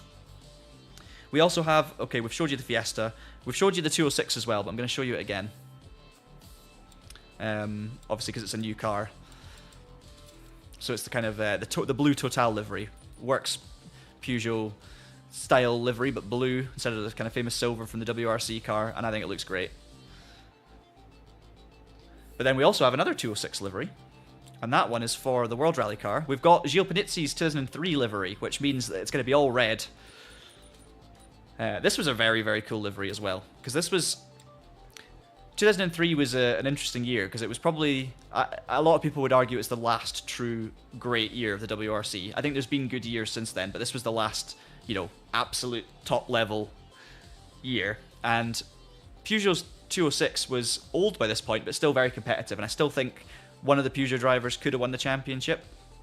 Ended up being Petter Solberg for Subaru, but that was the car that Burns drove. That was Burns' final WRC car. You also had Gronholm in that car, winning it or binning it most of the season, or braking. So it's cool to have that livery in the game, and it just gives a little bit of variation. Another Total livery, but fully red. And then, other than that, we have... Oh yeah, the Skoda Fabia, that's the other one. So we've actually got... I mean, it's very similar, to be honest, but it's 2003 factory livery for the Skoda Fabia, or the Skoda Fabia, if that's more correct. To go with the awesome 2006 Red Bull livery, and the that was the another car Panizzi drove, I believe, and then obviously the McRae 2005 livery, where he took on the Australian rally and almost won it in the Skoda Fabia, which was just wicked. What an epic drive! It was. It absolutely was. I think is there a Red Bull Skoda livery as well? Yeah, there is. So the Panizzi. It was. Oh, that's Panizzi. I think it was also. I'm trying to think of who drove that car. There was a young driver. There was Robin Pera, but there was someone else. It was. Thank you. No. Yeah, I think Armin may have driven it as well, but Tom. Tom had it. Sorry. Andreas Eigner. Andreas Armin Eigner. Schwartz was the team manager. Yeah. Oh. But if you go back to the Peugeot 206, I don't know if you mentioned. You might have done, so apologies. It's the Valentino Rossi livery. Yeah. Is that's not new for this expansion, is it though? No. Oh, you might be right, yeah. But it's very cool. But it is very cool. There's a few Valentino Rossi liveries. Tom leaves the stream again. Don't worry about it. So that's all the liveries that come with this pack, along with the 16 moments we probably could actually try now, to be honest, if they've launched. But I'm not going to do that on this stream. I'll let you guys find that out for yourselves, because if I close and update it and everything like that, we're not going to be able to spend long on it at all. So what I will do is I actually want to try that Monte Carlo stage again, the reverse version, but I'll do the shortened one, and I want to drive it in the in the Citroën C3, just to experience that downhill section in a car with stupid downforce. And then of course we're going to also drive the older, the Super 1600 Peugeot, because that's also new, and the C2 R2 Max. So that's what we're going to do now. 3 more stages.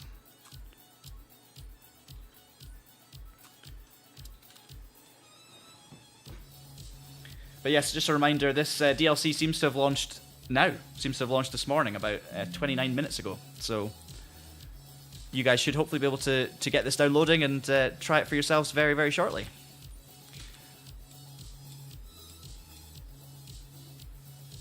We'll actually, do you know what? We'll come back to the C3 and that Monte Carlo run, because we'll save that for a bit later. We'll get through the new cars. Let's go for the we'll go for the C2 actually. Let's do it. What stage do you want to do for the C2? Should we do the new Monte stage again, but a different section of it? We can try a different season as well.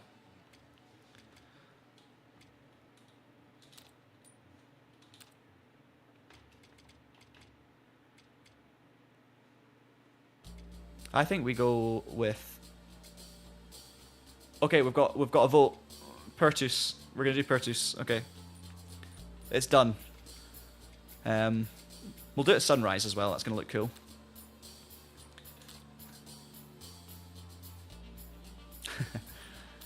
Yeah, we'll do that stage. I think it's going to really suit this car as well, to be honest. The C2R2 Max. Not the car I drove in the video we did, because obviously the Ogier story of 2008 was with the other livery in the Super 1600, but the C2R2 Max is the new car to the game. Obviously there's a new livery on the other car as well. Here at Rally Monte Carlo, it looks like the weather will be playing into some of the crew's hands here this week as the skies look... So David, I don't know if I can check that right now because obviously we haven't got any damage because we've not started the stage, but let's just see. So if I go to repairs, obviously it says no repairs needed. If I then back out, it takes it back to that menu. I don't know if that's because the car's not damaged though, so hopefully that helped you a little bit. Right, let's do this. So this is front wheel drive, the lowest power car of the update. No problem, David. So I do know, I've obviously driven this stage already this morning, so I've had a warm-up. I know roughly where I'm going, although it's very early days. So we'll see how it goes. I also need to quickly change the gear shift back, and then mute the music. So let's just do that real quick.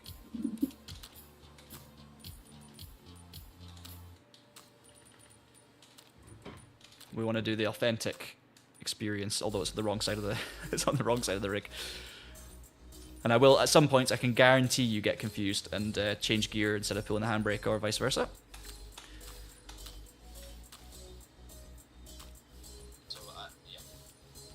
There's a bit of echo coming through on Discord as well, Ross.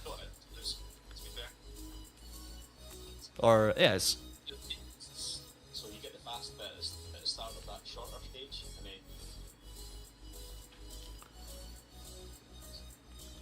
Okay, so... we've got that changed. We're going to resume once I've muted the music.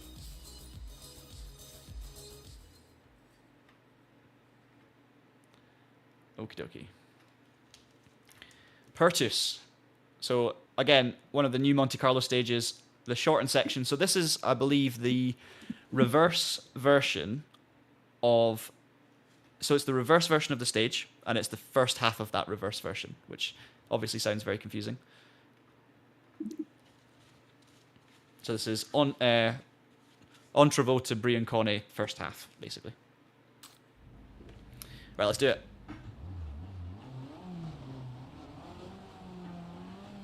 Five, four, three, two, one, go. You're about to give me advice for the stage, but I'm going to get it too late. I'm going to have crashed off the cliff.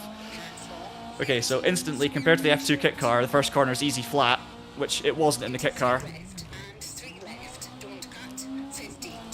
But I love these lower powered front wheel drive cars because it kind of feels like you can go more aggressively with them. It's a bit like driving an MX-5 on a circuit. You know, you don't have much power in the straight line, so you're really having to make the most of it in the corners and carry momentum. And a lot of corners that are normally braking zones or lifts are actually flat out. Not that one though. Definitely spoke too soon. Don't think you'll get away with that at any other section of the stage. That 2 right came out of nowhere as well. And 5 left over crest and square right, long tightens into 5 left, very long tightens, 40. Car sounds good. 4 left, cut and 3 right short, into 3 left, 4 right, 40, 2 right short, and 5 left, long tightens into slight right, caution. It is perfectly suited to this car, this stage. 60. Because oh, that's 1 right. I'm doing an absolute mess. I'm making such a mess of this stage. Tightens, don't cut, 40, square right, tightens. I think my door's fallen off so I can actually hear the car better as well, 5 left, which I'm not going to complain about. 60 over bridge, hairpin left, short, into square right, tightens.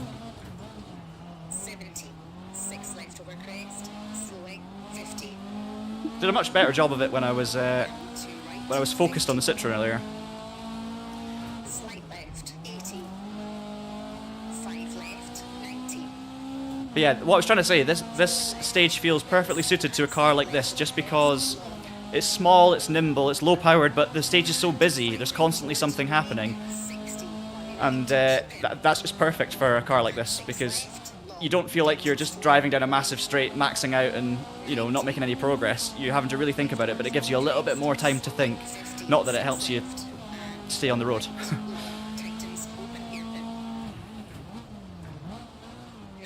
Once again, too early on the brakes for that hairpin like I was last time.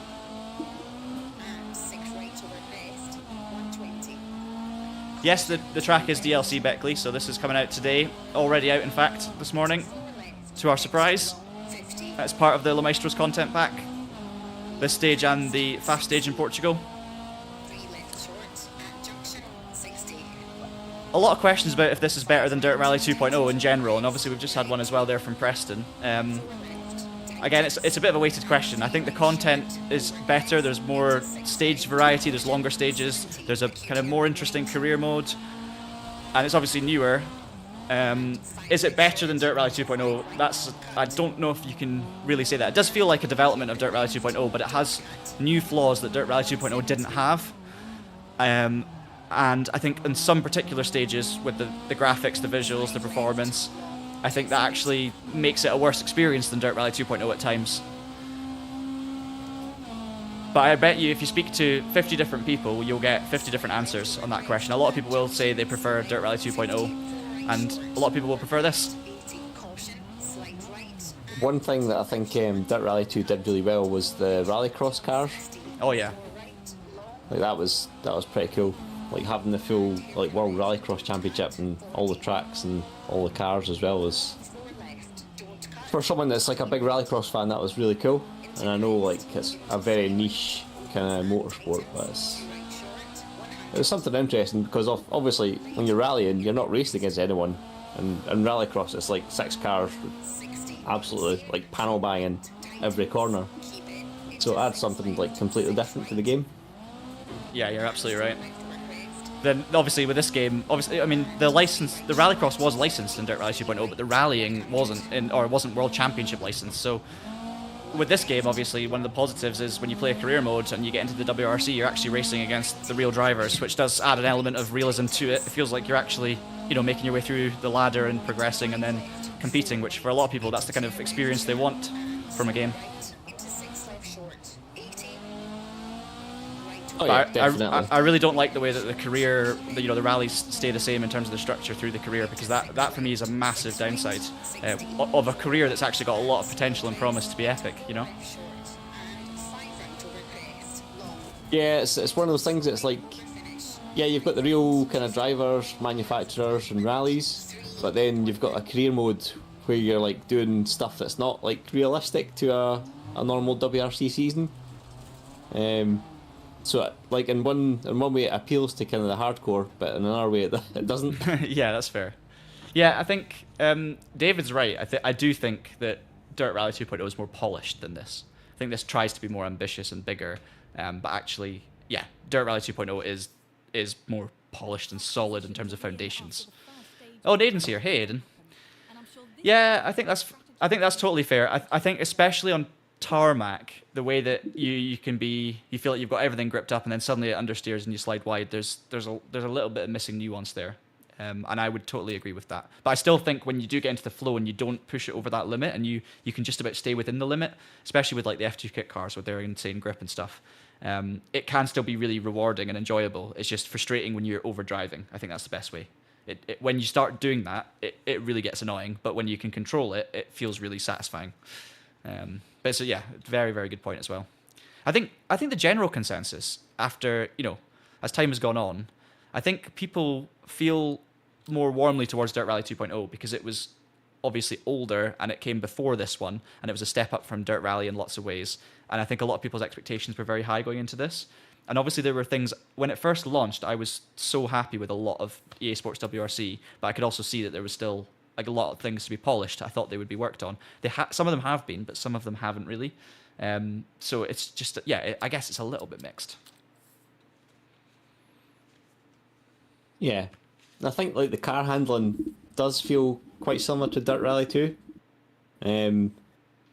But again, like you say, I think a lot of people have been put off by like the visuals of WRC. Like it's when something's not doesn't look as good as the previous game. It's like it's hard to kind of accept, or it's hard to like justify purchasing it. Yeah. When, but I know like they've tried to fix them, like the visual stutters and stuff, and they've largely done that. But like it's still a problem. So yeah, you got to take the rough with the smooth. You do. I'm going to try something a bit stupid now, Ross. I'm going to do the Power BO stage, which is the one I'm going to also attack in the C3 in the dry in a minute. But I'm going to contrast that by testing out the Super 1600 Peugeot 206, which is one of the 6 new cars. And I'm going to try it in the snow, in the winter, at dusk. Just to see, because it's front-wheel drive, two-wheel drive. Obviously, wintry conditions at Monte Carlo are never the best. So, and I say never the best, they're brilliant. But obviously for... brilliant in terms of incredibly difficult. And just to see, just basically to punish myself, to be quite honest. We'll see if I can actually get through the stage. And then we'll unleash the beast and we'll make it dry and grippy and lovely, and then the contrast. Just do it for the contrast. There's the 206, 215 brake horsepower, slightly more powerful than the C2 R2 Max that we just drove. And older, of course, 2001, but sounds great, drives great. Big fan of the Super 1600 cars in general. They were, I guess to F2 cars, these Super 1600s were what the F2 cars were to WRC cars, where they were just slightly smaller, but still just as yappy and shouty, and they still look like huge fun to drive. And I remember watching like Justin Dale in a Peugeot 106 taking part in the British Championship, and it was just like the footage is amazing. It's absolutely awesome. Oh, these conditions! Look at this. Proper Monte Carlo. To the standings. I'm going to definitely lose to the AI big time here. 6.2 kilometers of snow and ice in a front-wheel drive Peugeot in the dark, or the dusk at least, so you can still see something. And also it's going to be going downhill on the ice the second half and uphill the first half, so... Yeah. Yes, Aiden, yes. Thank you. Absolutely. Starts 70, 5 right, good luck. Ah, cool. Hey, Pran, welcome. 5, Right, let's punish ourselves. 2, 1, go. 70, 5 right. Okay, actually, grip immediately is okay, so I think To square left, cut 100. we've actually got dry tarmac right at the start of the stage, which is good to know. Acute hairpin right. But it won't be long before we're onto the snow and ice, I predict, based on our experience earlier. Short, into 6 right, 40. 5 left. Short gearing on this Peugeot, And 3 right, tight. but it already feels just a little bit more aggressive and sharp than the Citroën did through the corners as well. 4 left. It's supposed to have about 25 horsepower more than the Citroën. Yeah, you can actually feel that, I would say. And it feels better through the corners as well. I say better, slightly more purposeful than the Citroën. Oh, right, and that's the ice. Instant wheel spin. And we won't have the four-wheel drive to save us here, so we're going to have to be very gentle on the right foot as we head up this hill. 1 left short, keep in. If I'm flat out, that's wheel spin in 4th gear if I'm flat on the throttle. Oh no. And 3 right, don't cut. Oh, I was bagging on about wheel spin and I've put it down the side of the hill. Okay, lesson learned. Don't go straight on. Thankfully I didn't hit anything. But I mean, you can hear the lack of grip, so let's try and take this seriously now. Channel our inner Ogier. Short, 40. Hairpin left, 30. So we're going to do the stage again in a minute in the dry to show you the difference. We're right, 120. Basically, in these icy conditions, you kind of want to use ruts and stuff if you can, just to get you a little bit more grip where possible, but it's so slow on the run up the hill. And you always want to be using the engine braking more than the actual physical braking. And you want to be on the power slightly just to try and pull the car around the corners. Left, opens long, 30. You just don't want to be locked up at any moment, basically. Slight right. Into left over crest, 80. Slight left short, 120. I've got a fun fact for you. Caution, 6. About Will the you give Peugeot. me that fact while I'm falling down the side of a mountain? Tighten. Yeah. Perfect. I just want to overload you with facts on the hardest stage of the day. Perfect. Do it. Piero Liatti drove this car in 2003 and 2004 Really? for one-off events. As a kind of development thing, or just because obviously Pierre by that point was past his best, let's say. It's not a young driver coming through. I think he just did it for a bit of a laugh. I mean, I would if I could. If I was offered a Super 1600 to drive for a bit of fun after retirement, I definitely would. Liatti was actually pretty good. He had, I mean, he just wasn't the best on gravel, but he was actually a decent on tarmac. He was decent. I'm going to Google some Liatti facts. Back in the day when tarmac specialists and gravel specialists were more common occurrences, then the French came along like Ogier and Loeb, but mainly Loeb, and showed you that you didn't have to be one or the other. You could be both. I mean, even Gronholm and Mäkinen, they were good on both, and McRae and everything, but they weren't as good as Panizzi on the tarmac, were they? Yeah, I was going to say Mäkinen won the Monte Carlo like 4 times. Loeb, the thing was though, Loeb was like tarmac expert speed on tarmac, like Panizzi speed on tarmac, but then also, you know, Mäkinen and McRae and everyone else speed on mixed surfaces. Well, I'm too scared to go fast here, by the way, guys. I just can't push any harder. When Loeb won the Finnish Rally Finland, for the first time, I think it was only him and Carlos Sainz. Yeah. Of like the non-Scandinavians that actually won it, so I just like underlines the fact he was just quick everywhere. Sweden was the only other one, wasn't it? Where it still took ages for a non-Scandinavian to win Sweden. Yeah, and of course, like Ogier in like his part-time seasons, he doesn't go to Sweden because he hates it. Yeah, and also because he's usually first. He'd be first on the road because he always wins Monte. Yeah, that's genius. Turn up at Monte, win it, and then don't bother with Sweden because you're going to be. You're going to be paving the way for everyone else, like Elfin's going to be doing next time out. Oh, so my Liatti goodness! He only ever won one WRC round, which I find surprising. I knew that was going to happen. Oh, the Liatti facts put you off. I mean, it was the bottom of a fast section downhill on the ice, and the corner came out of nowhere. So, yeah. Anyway, so is there any more Liatti facts? So you won only one rally. Was that the opening round in '95? Oh, you were close. 97. So that was basically the Subaru's first, like the WRC Subaru's first round. Yeah.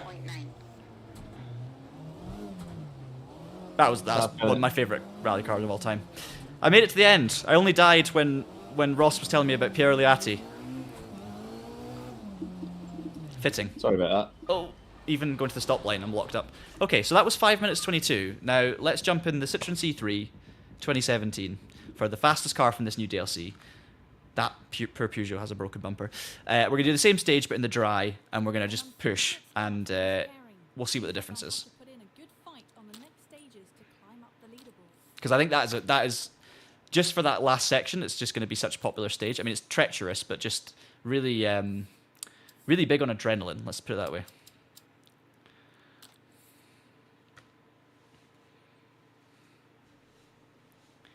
They haven't really changed the game in terms of the driving on this update, I don't believe. I still need to read all the patch notes, but I don't know, Ross, if you've been looking into things. Do you know if there are any other changes to the game fundamentally that are worth talking about rather than the DLC? Because obviously the game itself is also being updated. I'll have a quick scan right now. To be honest, I didn't think so. I didn't think so either. When I played the game, it didn't feel any different, and I don't think it looked any different. But I shall have a look. Okay, so while you're doing that, we're going to do that same stage in the dry, in a faster car, and we'll see what happens. I'm going to try and focus as well, until I get some of the artifacts, and then it's going to go horribly wrong. We'll go with So in terms of graphics, there's a new livery select interface, which you might have noticed. Yes, so that's this. And like the home page, home space thing, that's different. Oh, yeah. And there's new player nationalities. Okay. Which we're all looking for. Yep. And rally pass stuff. No, doesn't look like there's any like fundamental changes in. Oh, I think there's one entry in the patch notes for graphics and performance, and it's fixed an issue in which the engine and radiator smoke could still be seen in the service area after repairing the car. Okay. At Rally Monte Carlo, And if we have a quick glance that's at it. the I mean, that is good. conditions That is good. It looks like we should be in for clear skies. Right. We're ready for this final intense run then. Down the hill. Should have done a shakedown. It all comes down to this one stage for our drivers, and I'm sure I'm gonna have to pause because I'm gonna have to switch the I'm gonna have to switch the shifter over again. Bear with. Start 70.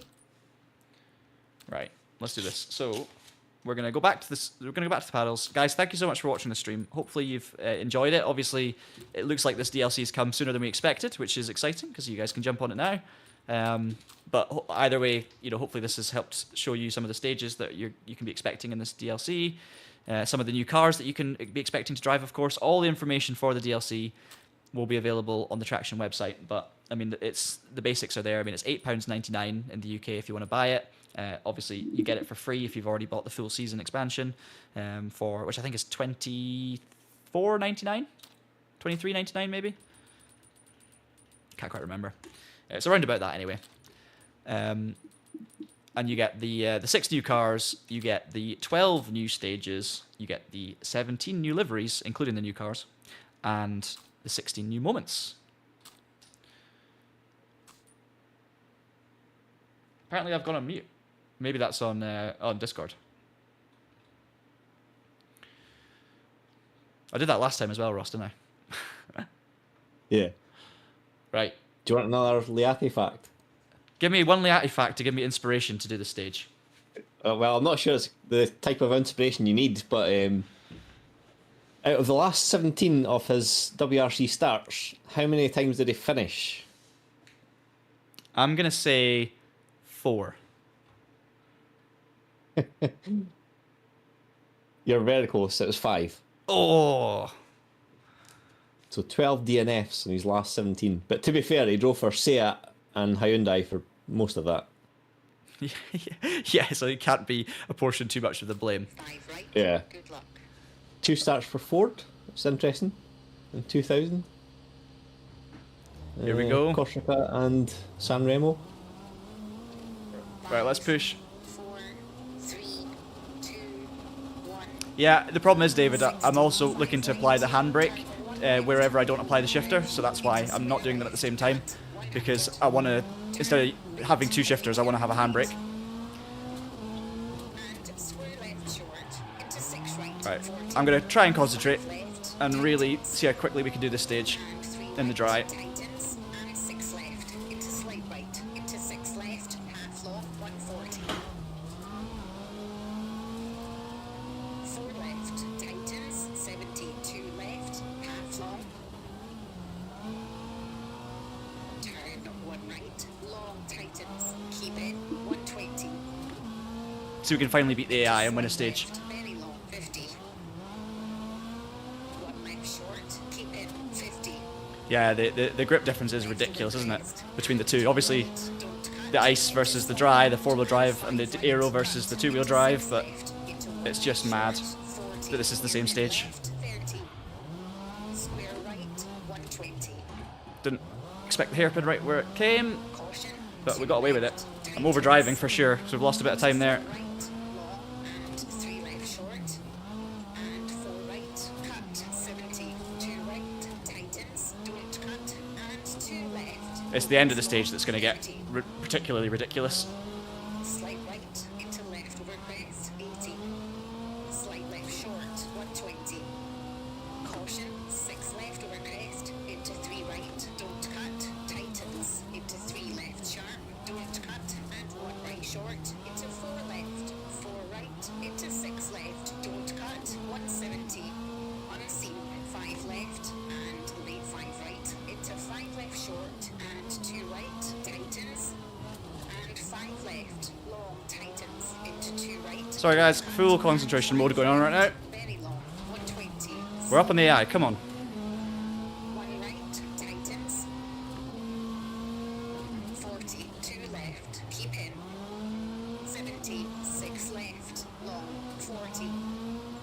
So much little bits of time to find. Hey Chaz, how's it going?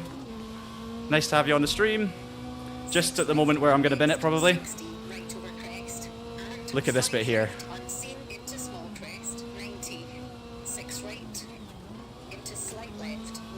Oh my goodness.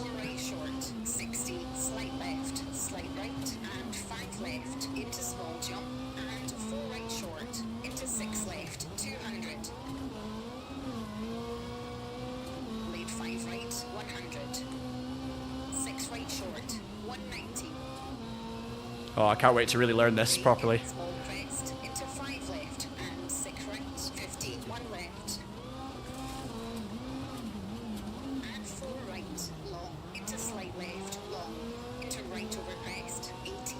We're gonna beat the AI! If I can survive to the end.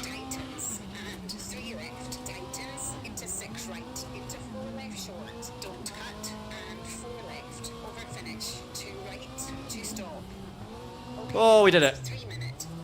3 minute 20, so it's 2 minutes quicker than in the 206 in the ice. But yeah, what a stage. What a stage. Big fan. And you're not even meant to do it that way. That's like the wrong way. But it just, because of that, it just works beautifully. Absolute chaos. Oh, that must be, oh, using a clutch pedal as your handbrake, Preston, that must be tough. That must be tough. Some great driving on that opening stage, putting this pairing in a brilliant... We've beaten the AI, guys. We've finally done it. 3 minutes Well 20. Oh, I want to do it again now. That's the thing.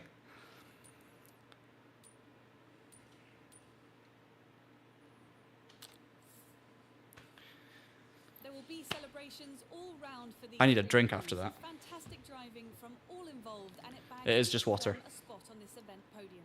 From first to third, we have Hollywood, Jacobs, and Copeland. I forgot whoever. So we've obviously got the Traction account here on eSports WRC. I forgot someone had set the nickname to Hollywood. Hollywood's one. Hollywood Monroe.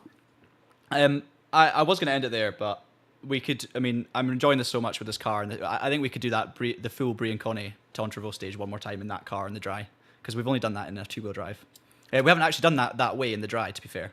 So we've not done the stage authentically in terms of the direction in full, but in the dry. So, you know what? It's not going to hurt anyone if we do that one more time.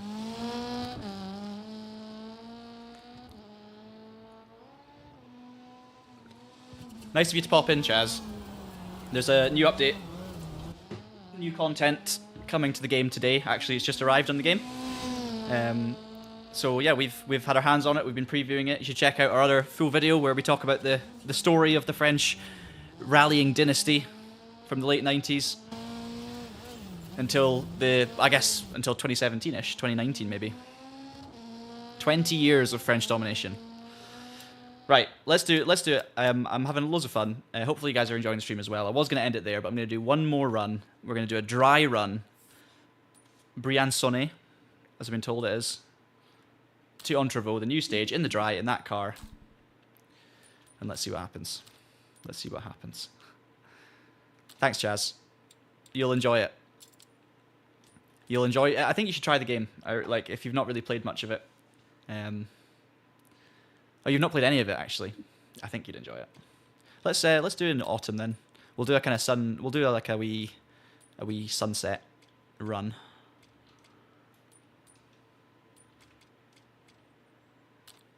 And we'll go full attack. I'm going to crash several times, but now that I'm beginning to, I've done a few runs of the stages, I'll just slowly begin to get more competitive. We could actually jump in the new Ogier livery in this Ford. No, we'll stick to the new car.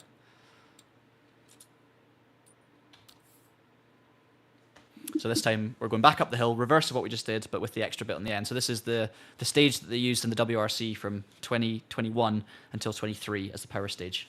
I don't know if it was the power stage every year, but it was definitely in 2021.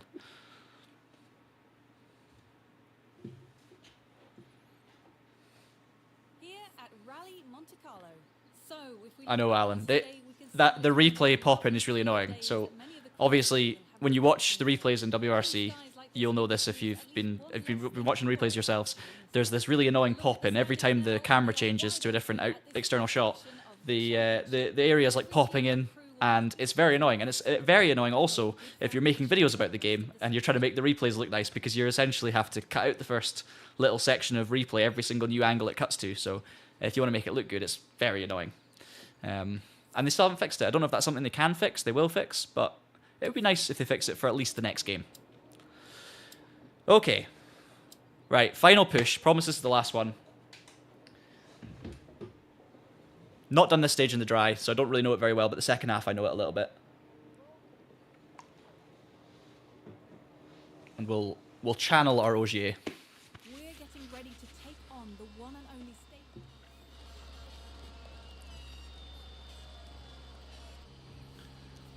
Starts 4 right, 5 left. Good luck.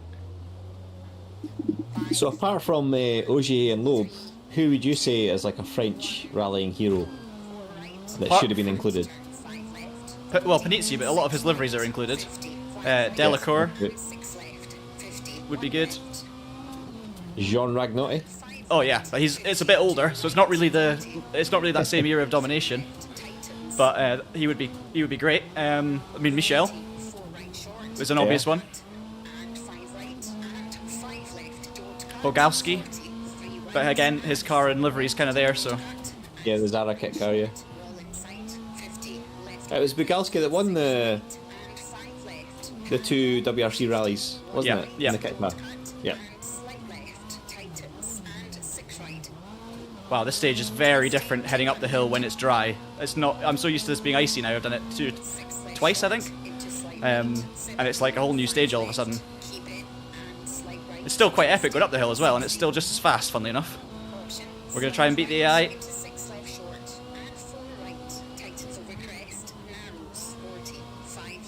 Oh, okay. That crest is lethal because you're carrying so much more speed in the dry. I very much got away with one there. Big time. This is so fast, though, going this direction as well.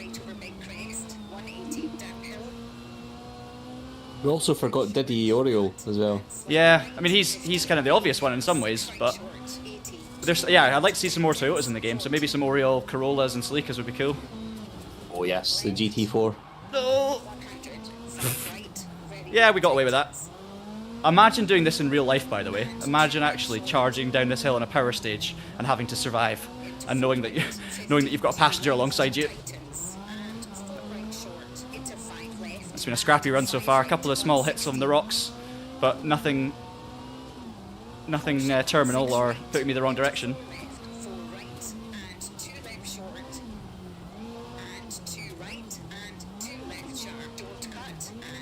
So many gear changes as well, constantly adjusting.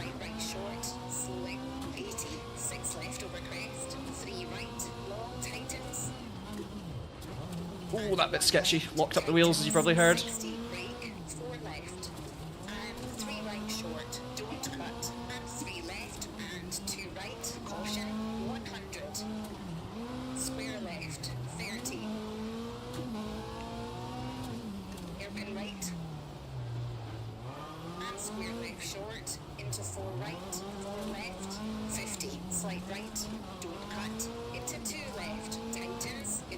Lost the lead on the way down the hill. 4 seconds to find.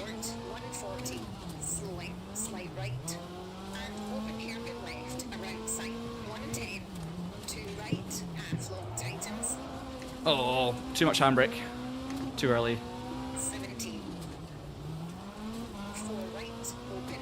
Still downhill here as well, still fast. And then it kind of levels out for the last section, which is epic as well.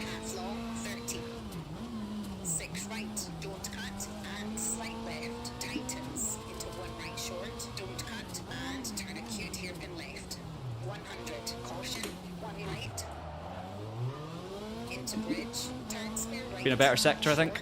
Hopefully we made up a second or so.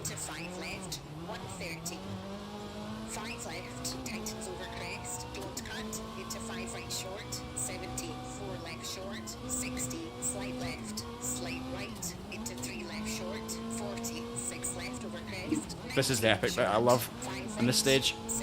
This last few sectors.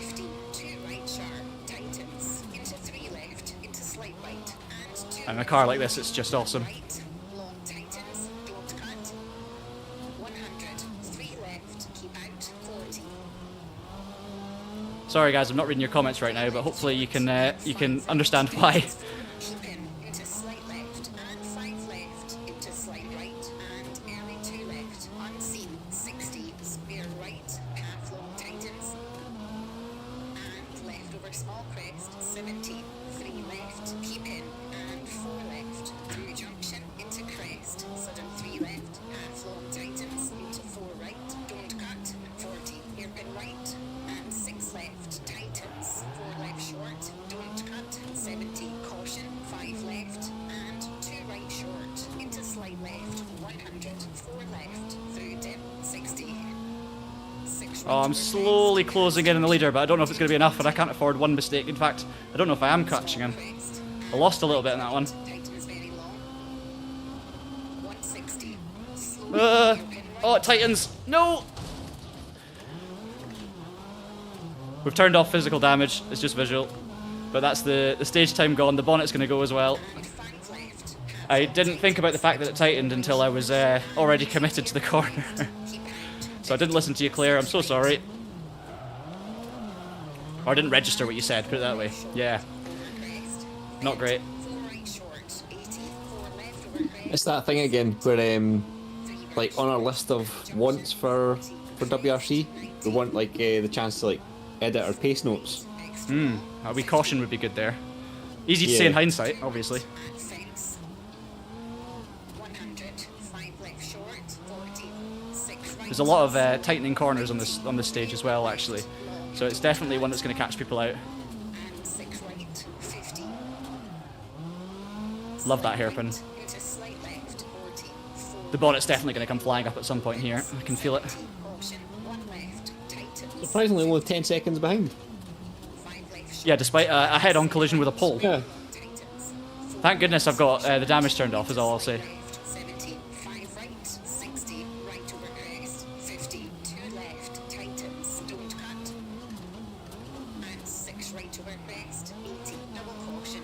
Double caution. Half long. See, I don't think, of all the double cautions, I don't think this is one of them. To bridge. 50. 5 right. Long. Tightens. Yeah, a lot of the notes are kind of weird. Hairpin left. Short. I think it's impossible to please everyone with notes, because obviously, and maybe that's where someone had a big shunt early on in testing, and that's why they've added the cautions, because I mean, that's what I would do. That's what we do in Richard Burns Rally. Add cautions wherever we get it wrong. Yeah, every corner. Yeah, exactly. Caution. Caution into Yeah, no. caution. Left. Tightens. Caution tightens to caution. 4 right. Into 3 left. Short. Oh, I've lost more time. Yeah, I'm just not as fast as AI at the moment on this stage. Tightens. 4 Despite my best efforts, I'm afraid, guys. I am trying. tightens. And 5 right. Oh, 2 right short. Tightens. another crash. And 4 Small one this time. early 2 left. Into 5 right. Into I would not get away with this if I was doing competitive rallying. keep in. Into 5 right. Almost done. Tightens. 40. 5 left. And 3 left short. Narrows. Into 6 right. And 4 right. And We'll ignore that. left. 120. Lead 5 right. Keep in. And 6 left. Through dip. 70. 3 left. Tightens. Narrows. 30. 3 right. And 4 right. Cut. Into I think my lights are gone. I think the lights should be on by this point. right. Long tightens. Wipe them out on a barrier, most likely. 3 left. Tightens. And that's us over the finish line. That's a 7-minute. Dropped more time, 0.6. but yeah, huge fun. Hopefully you guys are looking forward to giving this a go if you're going to be playing the DLC. Obviously the Faf stage is epic as well, but this Monte Carlo stage I'd have to say is my favourite. I love the jump at Faf. I think the second half of the stage is epic. The first half's a bit meh, but that Monte stage, the whole stage, whether it's in winter or summer or dry or icy, it's epic. So big fan. And also I'm a big fan of the two stages, the right way and the reverse route. I think both of them have their own kind of unique feel. So yeah, very happy. And obviously I like the cars, but I mean, that's kind of inevitable. Whew, I'm tired after that one, Ross. Think I need to go to bed. Think I need to go to bed at 12 Yeah. o'clock, middle of the day. Yeah, it does. It gets quite sweaty when you're you know, going through those Monaco hairpins. My fan is on overdrive. But we'll leave you with a little bit of a replay, guys. Thank you so much for watching. Really appreciate the support, as always. Thankfully, nothing's exploded since I spilled my water earlier on, so that's a positive. And as I say, if you've not already checked out our video that went out yesterday, all about the French era of rallying domination, I touched the wall there. Definitely go and check that out. It's going to be interesting to any rally fans out there, and maybe if you're not a rally fan, it might be a good way of finding out a little bit more about a very important 20-year period within the world of rallying that obviously this content is inspired by. So, yeah, thank you very much. Thanks, David. Very kind of you. Thanks to all of you who've been watching. It's been an absolute blast, and thank you to Ross and Tom as well for coming in with fantastic facts about Pierre Oliatti. Of course. That's what you're there for. I'll try and find more for next time. But yeah, guys, subscribe to the channel if you want to see more live streams in future. We'll be doing things like this when new content comes out. We'll be trying it live on the channel. We'll also be, of course, just having some fun, doing some races, maybe trying some games. We don't have a set schedule yet for when we're going to do streaming, but we're going to try and do roughly a stream a week. Obviously, some weeks there'll be no streams, some there might be 2.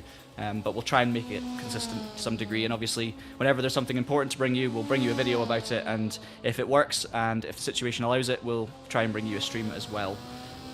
So yeah, much appreciate your support as always, and hopefully you're looking forward to trying this out for yourselves. Le Maestro's content pack, go on Steam and get it, or if you're on a console, of course, head over to the relevant stores, pick it up, and then you too can drive on this stage in this car as well. Thank you so much for watching. Take care, and we'll see you again soon.